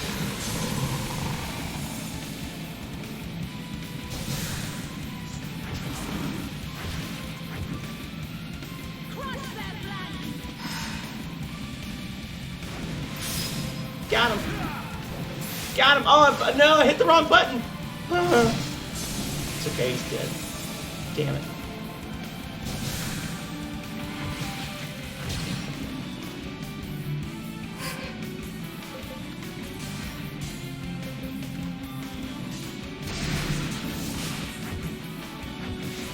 So that's an interesting, it's not going to end up mattering because I'm going to kill him too quickly, but so I just had that command, heal the others, where basically I attack the union that's attacking an ally union, and any enemy, any allies that can use attack arts or physical attacks will go after those enemies, and anyone that can heal will heal, but they won't heal Rush's group, they'll heal Torgal's group instead. So you can actually like have, sometimes you can have commands where it's like, go attack, like ally A is fighting enemy A, and then ally B attacks enemy A, and they will either attack enemy A or heal ally A in their turn. It's a little weird. Once you get a feel for it, it's very natural, but early on when you're first like getting to like understand what's actually happening, it can be a little hard to explain sometimes. But yeah.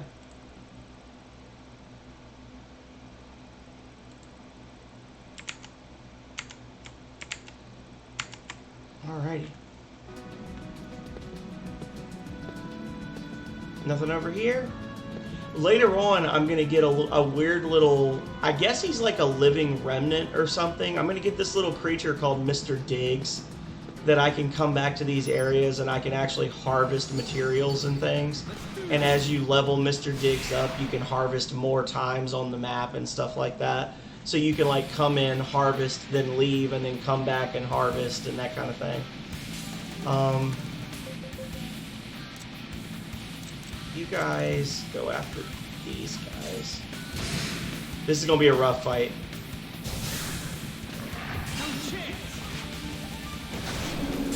Maybe not.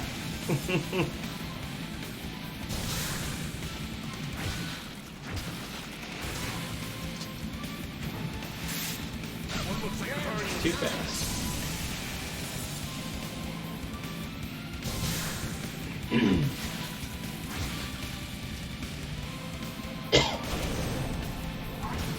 Flank.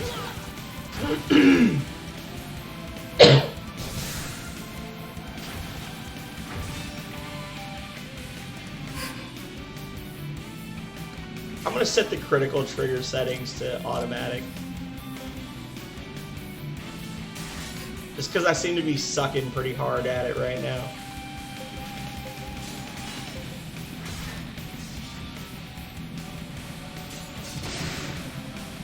So now if you look at the map right there, you'll see that the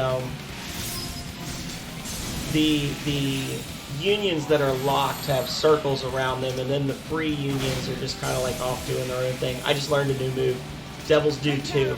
So my Devil's Due ability leveled up from 1 to 2. There, that's what that little swirl was on my character.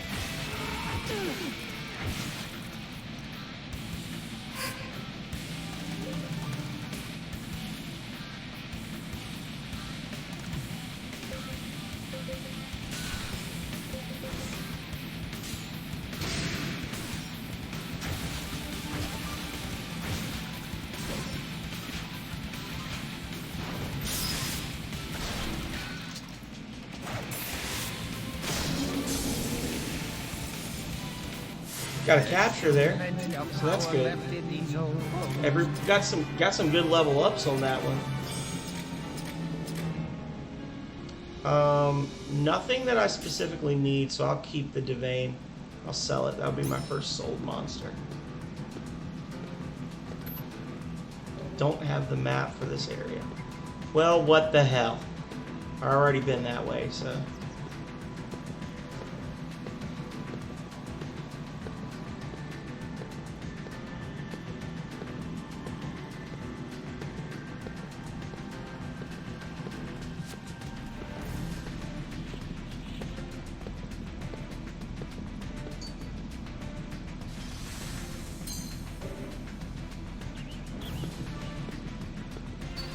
I don't think I can get all the way to this guy before it ends, but we'll try. Nah. Not gonna happen. Ain't gonna happen, Captain.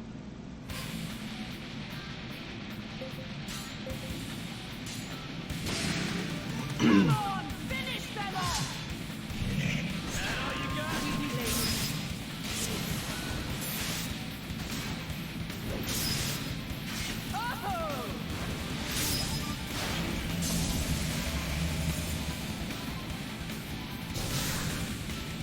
The problem is, having it on auto means you never get the opportunity to get better, right? Like, eventually I could get good enough that I'm just perfect at it every time. So, I may just switch it back. I don't think I want to do all 3 of the Beastmen at once. I feel like that'd be a bad idea. Get the upper hand!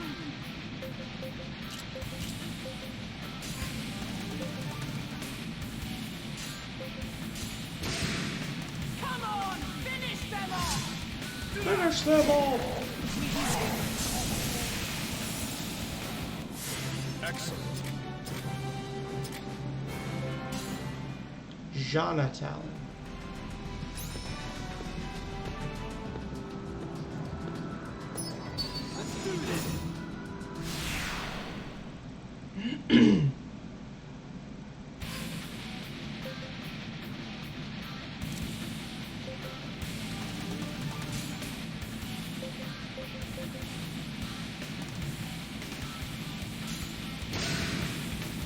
I might get interfered with. Nope. Alright, I'm good.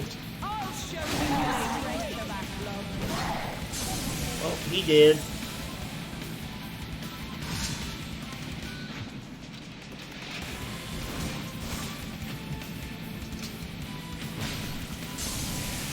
It's actually pretty easy.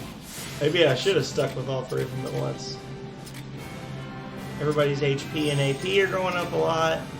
Captured Jana Fighter. Break him. Break him! Chop him up!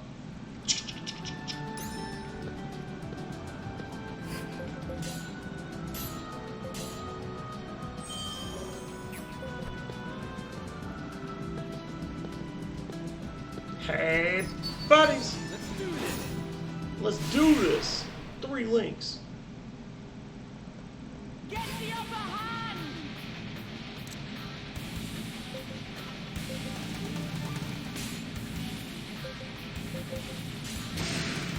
Come on, finish them off!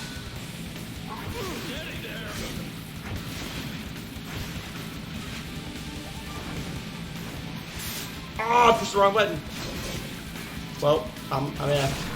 Oh, Emma pulls it out with the massive Devil's Due. Good job, Emma. You're the real MVP.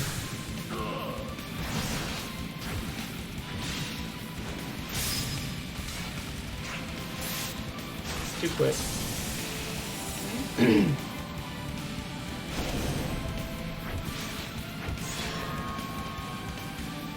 Opponents are not to be underestimated.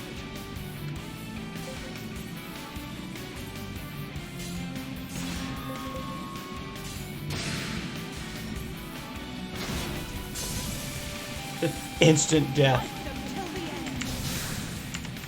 While this is going on, I'm gonna... Strike at their flank!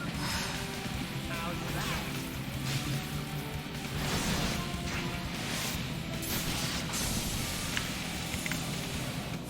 There's still plenty of power left in these old bones.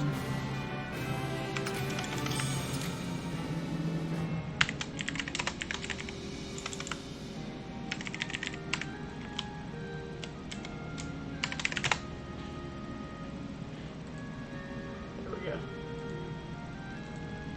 Oh.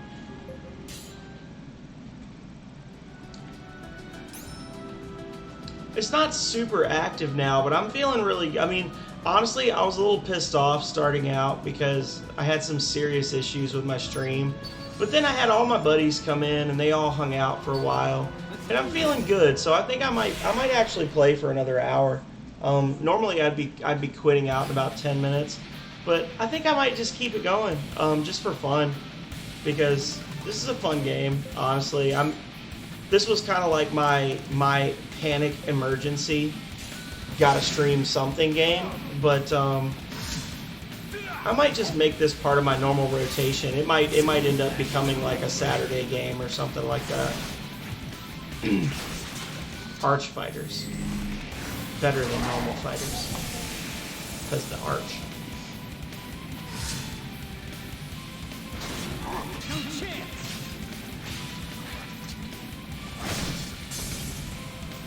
Oh, got a couple captures on that one.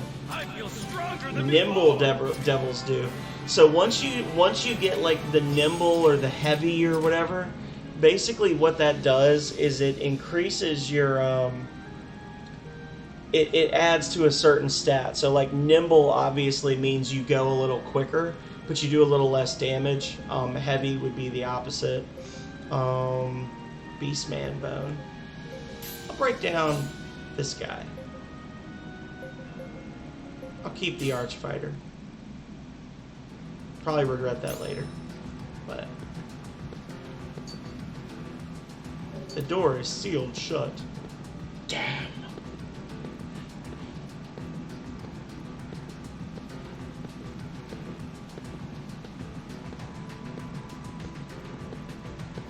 So now we could leave now if we wanted to, and it would like reload all the enemies on the map.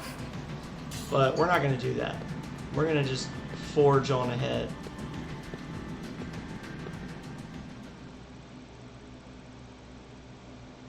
We're forging!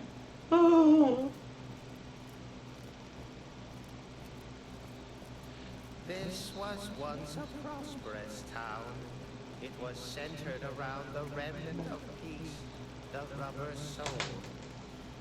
Was there a war? No, the one the remnant was bound to passed away. The world is filled with countless remnants, known to look alike or share the same power. However, they all have one thing in common.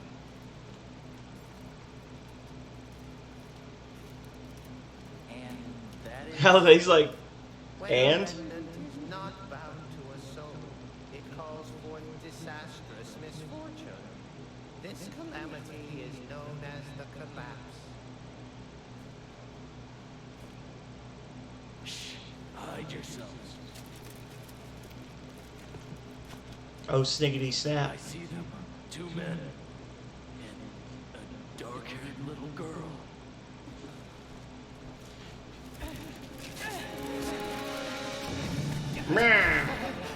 Rush.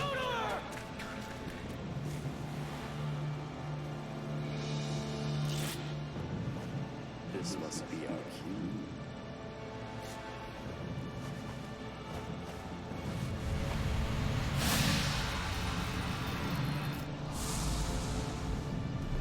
Bye. Have a beautiful time.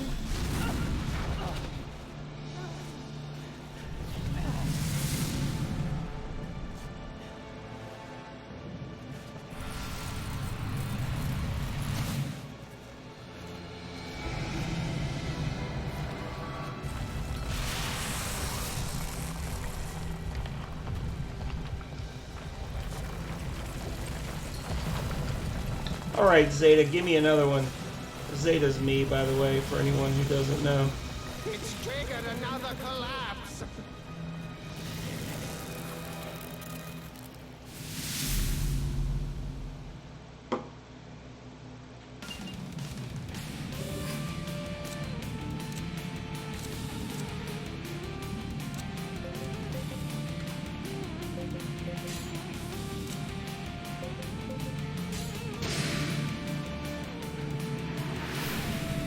Do it!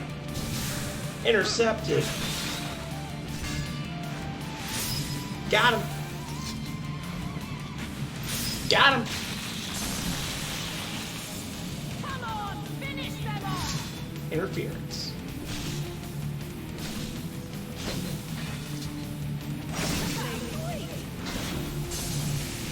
Dunzo. That's an interesting monster design. It's literally just like a plant stalk with a skull on it, but the way they did it, it just looks believable in some weird way. I don't know. It's nice of the main enemy to just kind of chill for a second while we do our thing.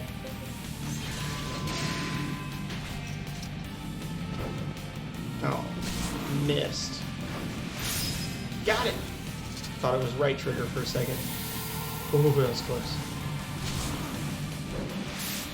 Oh no, I hit the wrong button that time. I was quick enough. I hit the wrong button. I'm gonna learn these. When I was playing it on the 360, honestly, even while I was scratching my arm for that one, even when I was playing it on the PC years ago, I got to the point where I was just like, I knew exactly what everyone's command was, and I kind of built my parties so that all of the people with like X triggers were in the same group, so that as soon as I saw it, I could just go X, X, X, X, and just constantly got those extra damage, extra hits. Got to move ahead of my normal turn, that kind of thing.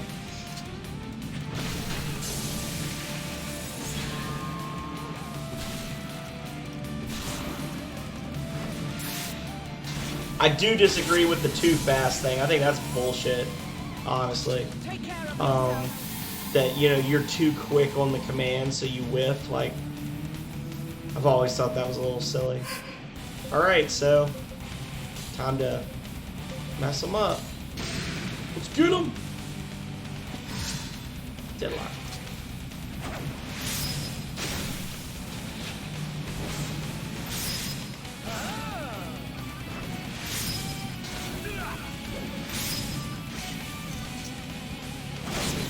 Oh, so beautiful. Perfect. Perfect. Donate your bits now. Master at work.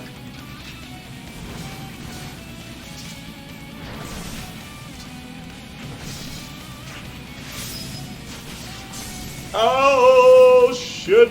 He's down. I must grow stronger. I'm honestly surprised it went that quickly.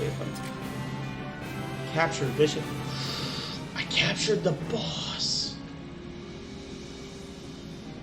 Do I want to break him down? Treant Moss. That's rare. Yeah, I'll break him. Break it. Break him down.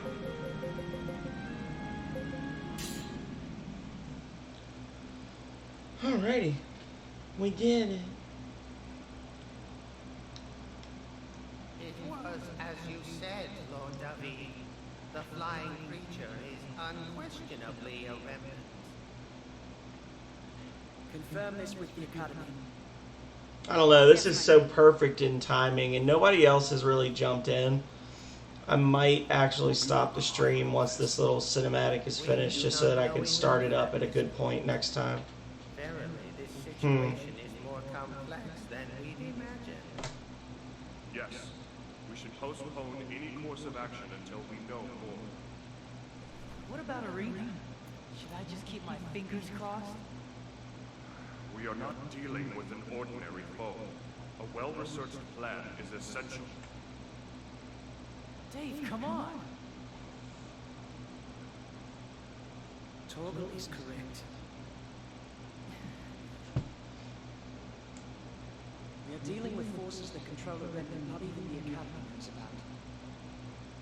Jumping to conclusions will only place Arthur in danger.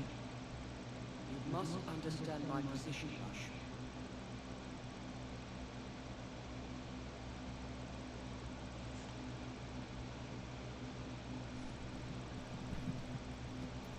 Where are you going? To find Arena, obviously. You know how the people of Athram are the most important things in your life. Well, Arena's the most important thing in mine. Well, thanks for the help along the way. I'll go it alone from here.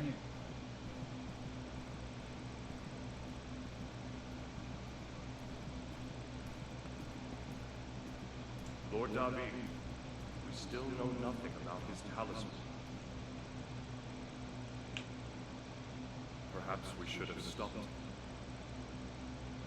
Perhaps. I am aware that we need more power. Oh, political intrigue coming. Here it comes.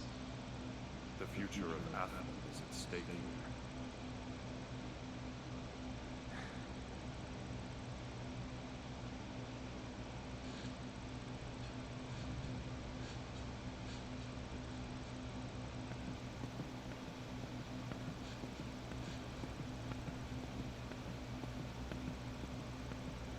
Stop, stop, stop, stop, stop, stop, stop, stop, stop, stop. Flowers? I don't know, I kind of want to keep playing. Even though it's just me and the lurkers. I appreciate you lurkers, by the way. You are the bedrock upon which the Twitch stream is built. So...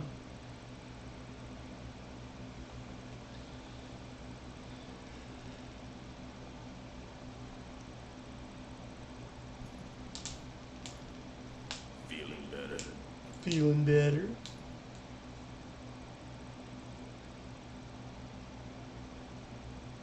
You're a picky eater. Sorry, the menu's not fit for a princess like you.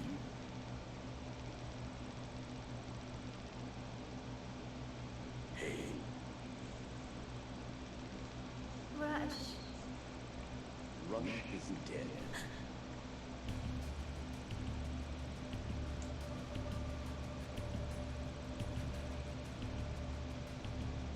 No. Stop mourning the dead and eat your meal. You are vital to him. You should be honored. I would honestly, I don't want to give any spoilers, but I would have liked to know more about white clothed priest dude, because even though he's in the game for a good chunk of the story, you never find anything out about him. He's just this fucking enigma. Like, it's very unusual. How long are we gonna keep her like that? Let's just hand her over. You pity her? This whole deal makes me sick. She's just a kid. I am merely following the Lord's orders, as you should follow mine. Fine. Then give me some real orders. I'm sick of being a damn babysitter. As you wish. Let us go forth to the next remnant.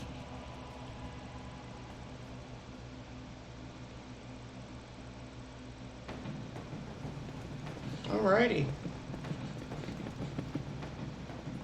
Thought I could depend on those guys. Should have just done it. How dare they think about the lives of all the citizens of the city they control. But look how far I got on my own. I guess I do need other people's help. The Union Board has been added to the party menu. Maximum unions 2, maximum unit capacity 3, maximum number of units in your party is now 10. Fuck yeah. So now we can recruit a maximum of 10 units.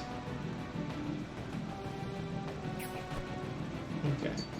So we can hire 2 more people. Oh, I pressed select. Okay. So we're going to go to Virtus Parish. Head to the guild real quick. If we're lucky, we've finished a couple of quests already. But we're probably not lucky. Probably not lucky.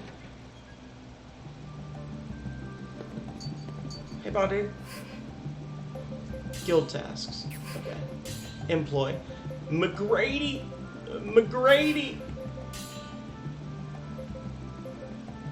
Have a party member with 26 plus strength. Got it. Got a blueprint and 500 gold. Create 10 battle chains. Got a new slay 8 spiders in the Blackdale. Slay the Blue Jaws in Gazlan Cave. Collect 3 copper more, 2 commemorative medals. So we're going to hire McGrady. Because McGrady is fucking awesome. And we're going to go sell some stuff. And then we'll come back and we'll hire Oaks. Oaks is not as good. Oaks tends to be... I think he uses like a dagger. And he tends to focus on like item arts and dagger attacks. But McGrady is a freaking beast. I love McGrady. According to the wikis and stuff, McGrady is not so good, but I really, really, truly like him.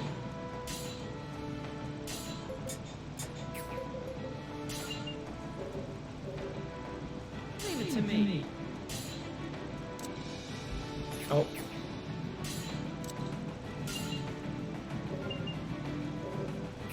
So McGrady is a white mage type character.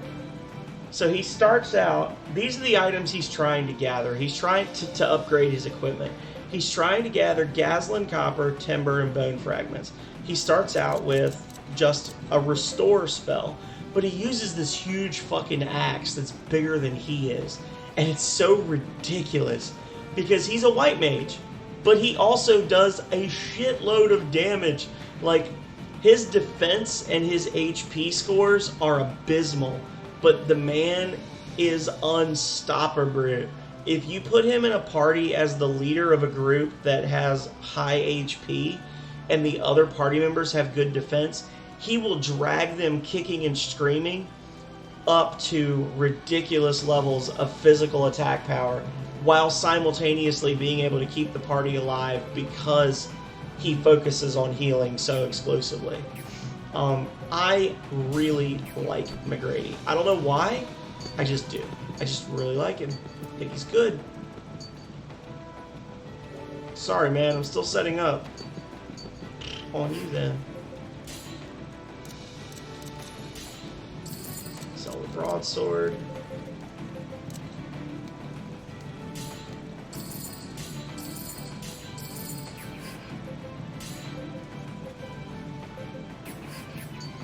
So, and I know I'm just talking to the empty air right now, but this shield and this sword, because they have the little balance next to them, basically he won't have those in stock until I sell a certain number of monsters.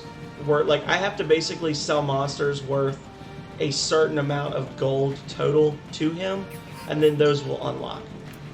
So, that's why those are there.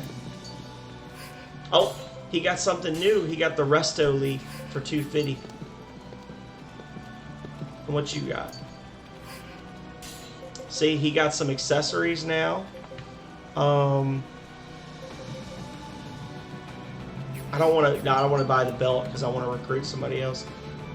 Pretty soon, I'll be able to get Balson, who's a Yama that uses a kite shield and a sword, and he looks a little ridiculous using them.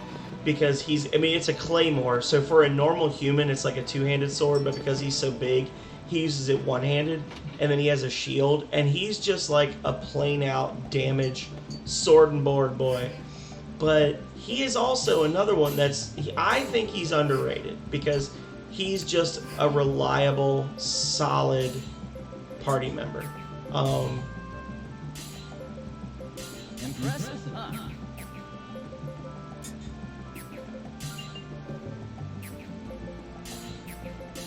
To me. So that made my attack go down. So Union Board, change formation.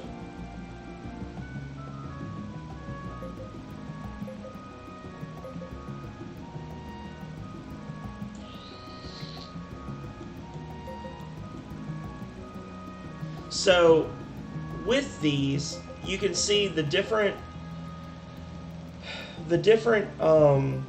formations have bonuses and negatives. So like if you're in the back two rows, so like for this one, the row that Rush is in and the row directly above him, those are meant for support roles. So the attack of front line and defense of flanks goes up. So in this case, my defense would get no bonuses, my attack would go up. Arrow of Athlum, attack of Arrowhead and defense of flanks goes up. So what I can do is I can do this, and then I can skip, yes, and then boom. So that's a variant formation where Rush will get an attack bonus, and then both of the other two members will get defense bonuses for the overall party. So.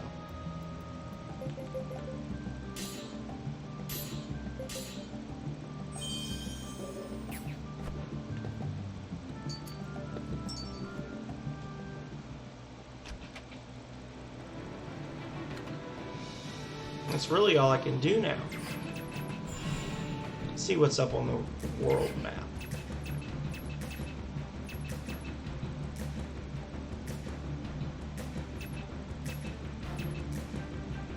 Let's do another run through a couple of areas, see what we can find.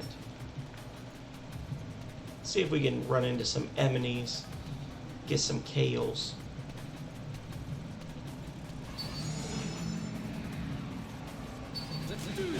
Let's do this. Brr. Probably should have put McGrady in his own party.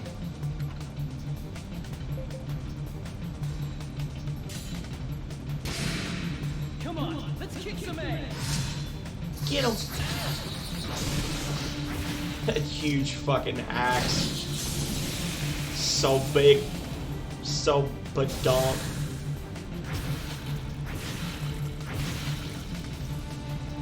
These guys aren't even worth fighting.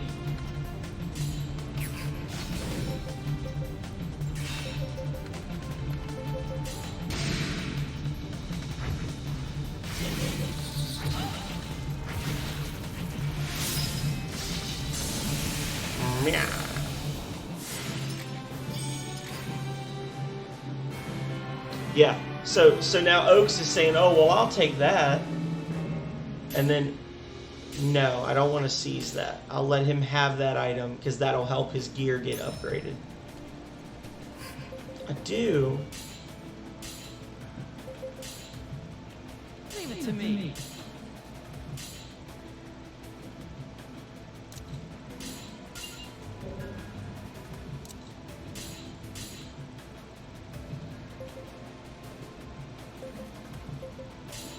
I'm going to make McGrady his own. Oh, he's going to get clapped.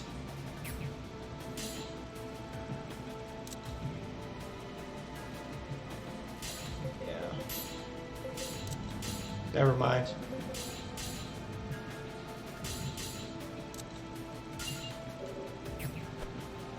There we go.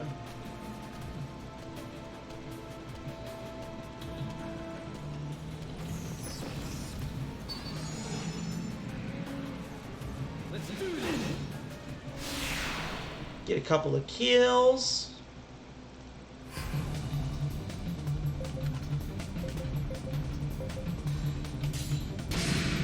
Missed cards. Let's kick some ass.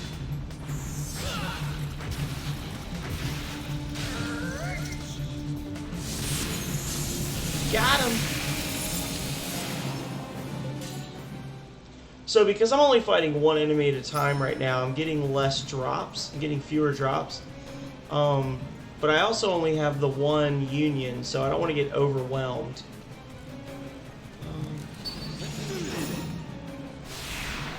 Let's see what this does. The winner's the one who strikes first, yeah? Sure.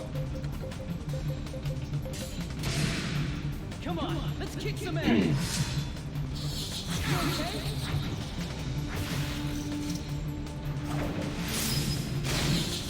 Dead. Dead. Done. Over. Oh, there's 3 unions. Oh, this could be bad. These guys aren't even worth fighting. Keep your HP up. Alright, so McGrady's going to focus on healing while the others fight, which is why McGrady's awesome. Nimble Devil's Due. Upgraded my Devil's Due to Nimble. Hell yeah. Oaks didn't get to use Smash though, which is unfortunate because when you're fighting like this, characters that don't get to actually go in the round, they don't get credit for like leveling up their abilities and stuff. They actually have to move to get credit for the level ups. Which is the other reason why it's bad to level too much, because if your weaker characters never get a chance to turn, or if your weaker characters never get a chance to actually fight, then they never get a chance to level up, and it's this never-ending cycle where you're basically falling further and further behind because you're trying to level your character up. I am not going to fight all those enemies in that room together at once. Attack. Come on, let's kick some ass. Let's kick some ass. Instant death.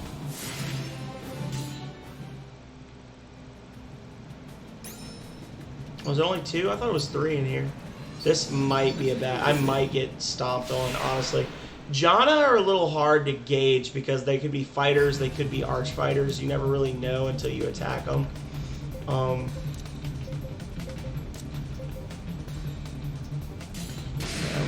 Mystic Arts. Let's kick some ass. All right. Oh, well. Okay.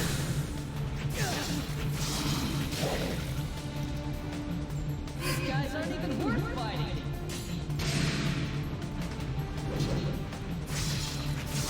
So I think what I was supposed to do to advance the story is to just like hire someone and then go back and talk to David again.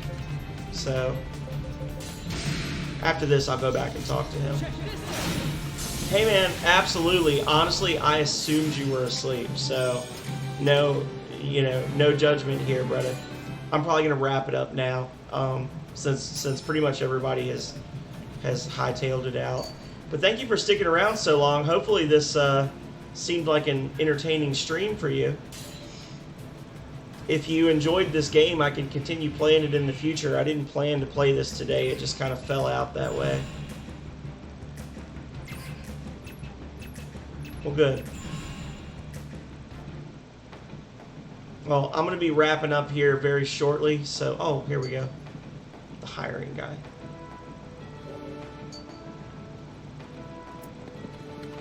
So I need to go to the pub.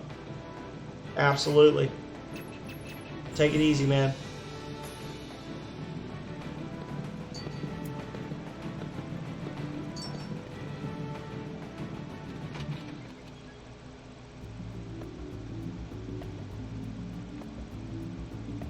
Haha.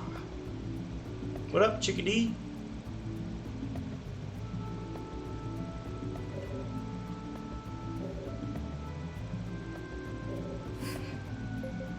Sure, I'll do it.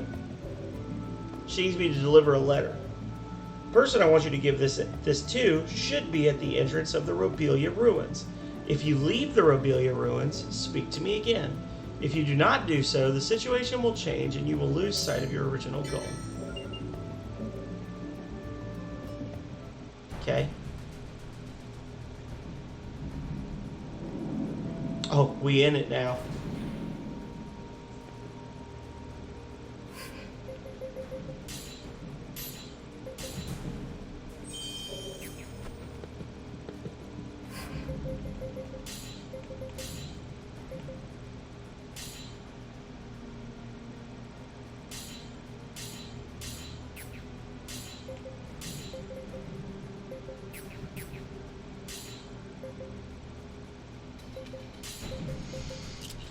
Block off all one-handed abilities.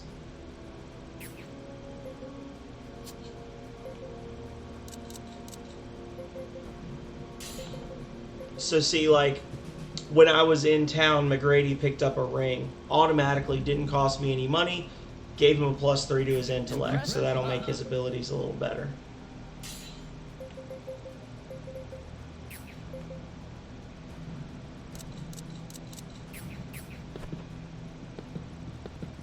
Hey, buddy. Maybe I should have waited an hour, but now that I'm here... Huh? Who are you? What do you want? That letter. He's a weeping Yama, so I gotta sound weepy.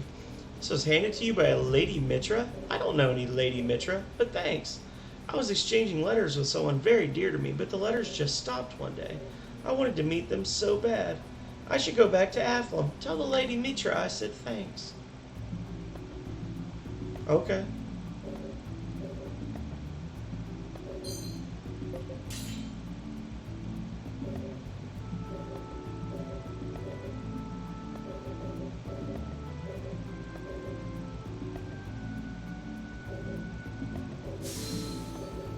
Okay.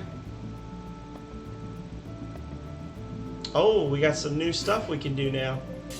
Oh, there's our boy Balson that I was talking about. Hey, Balson. We like Balson. Balson's a champ. Hello, chum. The name's Balson. I'm a bloke what earns his keep doing other folks' dirty jobs. Guess you could say I'm a bit of a mercenary, though it don't roll off the tongue as pretty. You yourself are no stranger to a fight, eh, kiddo? I can see it in your eyes. They're the eyes of a man what's peered over the edge of death and come back to tell the tale. No doubt about it, you're a fighter, and a good one. Let me cut to the point. Right now, I have gone full country as I was reading that. Let me cut to the point. Right now, I'm contracted to do a certain job for a certain aristocrat, but it's a bit of a hairy job for just one man. I was hoping to find a partner. What do you say? You want in on the job? You know what they say about those upper crust types. Working for them guarantees a decent reward. Sure, I'm up for it. That's what I like to hear. I knew I saw a real man in you. Right. So finish up your business and meet me at the Gazlan Caves. I'll tell you the details there. Balson is not the guy. Balson is a solid dude too, but Balson is a spear user. He uses like the large lances. I was thinking of a different character that's also a Yama that does the sword and board. But Balson is a fucking beast too. We like Balson. The son of a certain aristocrat, our employer by the way, went out to play here in the caves. Problem is, he never came back. Depending on the time of day, these caves fill up with monsters. It's likely the kid just got trapped trying to hide from them. Either way, our job is to find that kid. What, you wanted something more exciting? Believe it or not, there's more to this than playing nursemaid. The kid is just a wee little thing, and a bit of a weakling at that. His folks are right worried about him. What's more, a downright nasty bunch of bandits are rumored to have their hideout in the caves. If we don't find the kid before they do, well, let's just make sure that doesn't happen. Savvy? Let's be off then. A guest union's joined the party. So now Balson is a guest union, so he's just going to do his own thing. We can't give him any orders. But that's okay because he's a beast, as I said. So we don't need to worry about giving him any orders. He is just going to, like, slap-or-donk enemies for us at will.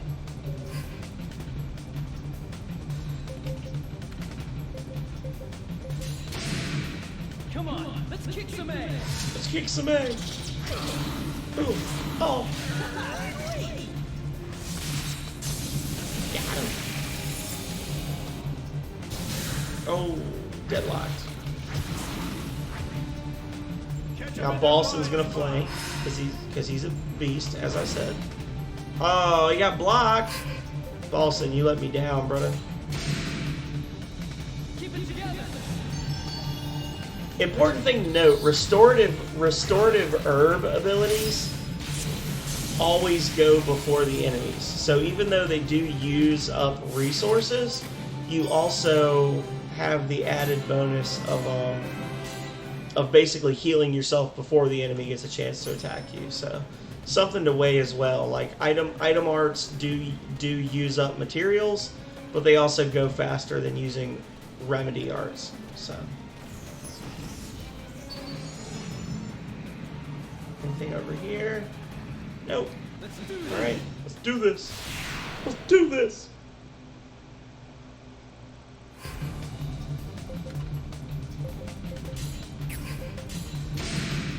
Come on, let's kick some ass. Right. Ran. We're just like, nah. Just dipped. I'm out.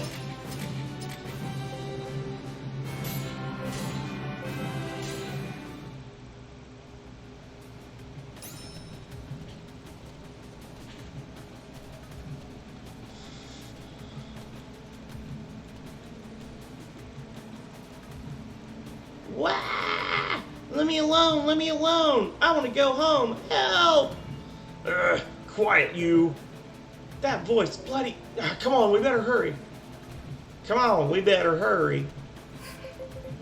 I'm doing it, Balson.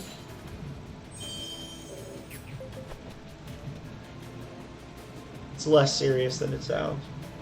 Help! Hey, ow, watch it. Quit struggling and sit there like a good victim. But bro, come on, give it up. We're supposed to be kidnapping. This is more like giant napping. Yeah, he can squish us without even trying. How are we supposed to ransom him when we're as flat as pancakes? Shut up, both of you. They said some sick, wimpy little rich kid was lost in the cave. How was I supposed to know he'd be some giant Yama doof? Looks like trouble. Rush, we gotta save him. Okay. Which him? Which one do you think? The kid, of course. Alright, if you say so.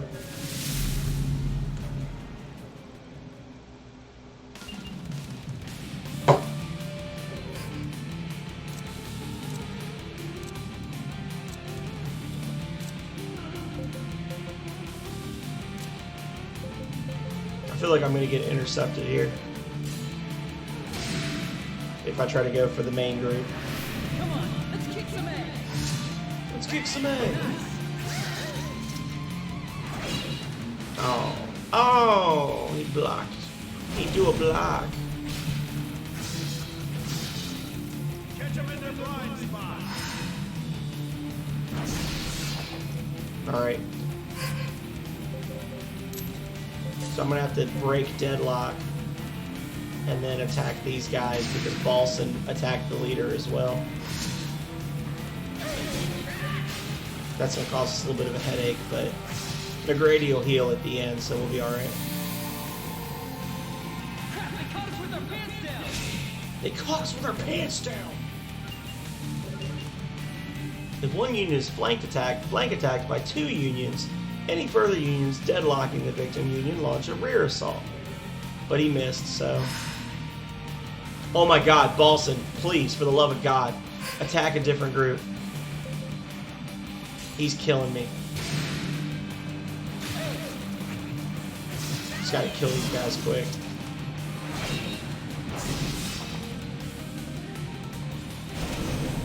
He is just refusing to attack the leader.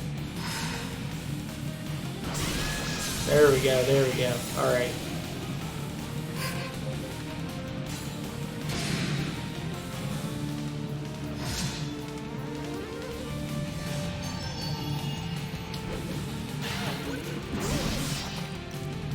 I'm gonna have to block, I'm gonna have to like cut off Rush's item healing abilities.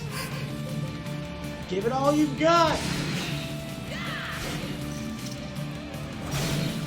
And he's dead.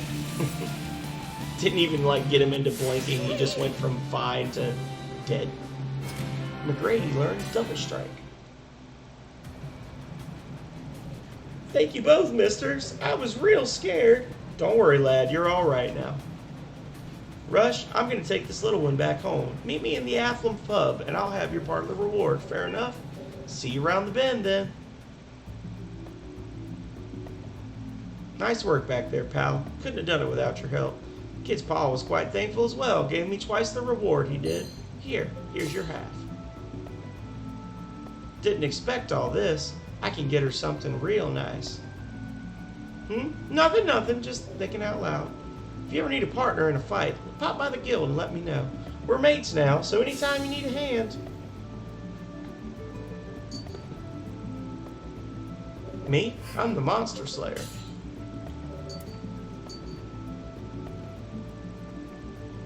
Say, you know Kelipale, right? They're Athlum's sovereign state. They're to the northwest, on the tip of the continent.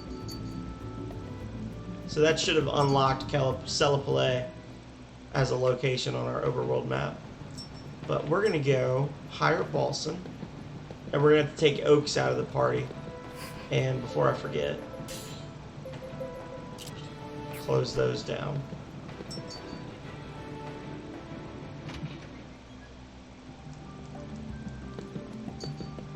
And Balson's going to be a little more pricey. 2,800. Damn. Yeah, that's a lot more than what I paid for the other two. But I kind of needed them to get through that first Balson quest without any serious issues. But Balson is good. He's a good character. I tend to be pretty loyal to my hired help. So I tend to keep the ones I hire for most of the game. Oof.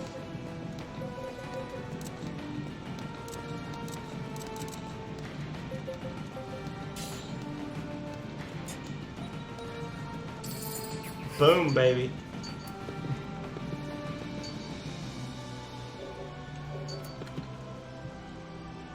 So, just enough to hire Balson.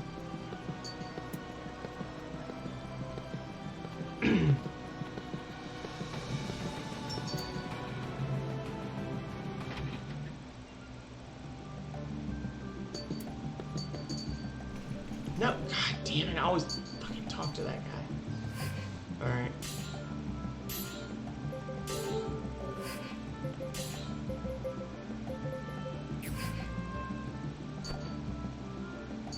Alrighty. So I can only have 3 units max on the field. So what I'm going to do is I'm going to have to switch Oaks out. Because Oaks is just... Of the 2, Balson's better? And honestly, what I'm going to do is I'm going to put Balson in. You can actually play without your main character, which is also interesting. If you just hate yourself. So I'm gonna make Balson the leader because he's got a higher attack power anyway. So he's more attack focused. So giving him the arrowhead position will make the overall union a little more powerful. So.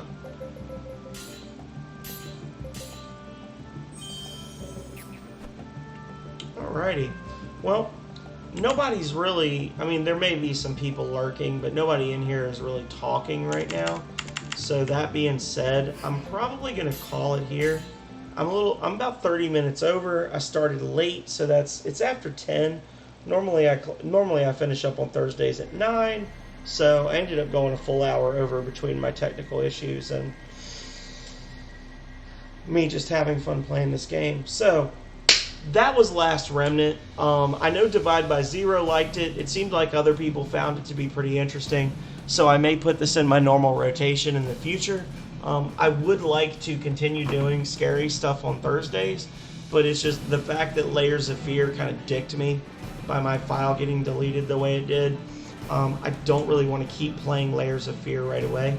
I did do an indie game review for something that is going to pop up tomorrow on my YouTube channel that I wouldn't mind doing a shorter stream for, so I may try to do that. And then another indie horror games, I might try to do like I did last week, unsuccessfully. I may try to play like 2 indie horror games next Thursday. Tomorrow, I'm either going to be streaming on the PS4, so no camera, but I'm going to either be streaming Generation Zero with Blackout Shade, or I might be able to get enough people together to do a Among Us stream for the new map. I know Megami Mori would like to play. I know Mommy Dami, Daddy Pingu, and Calrea would all like to play. But I know that for streaming purposes, we don't want to have too many randoms in the party for different reasons. So we'd really like to have a full group of people that actually know and understand that they're being recorded and won't be butts about it.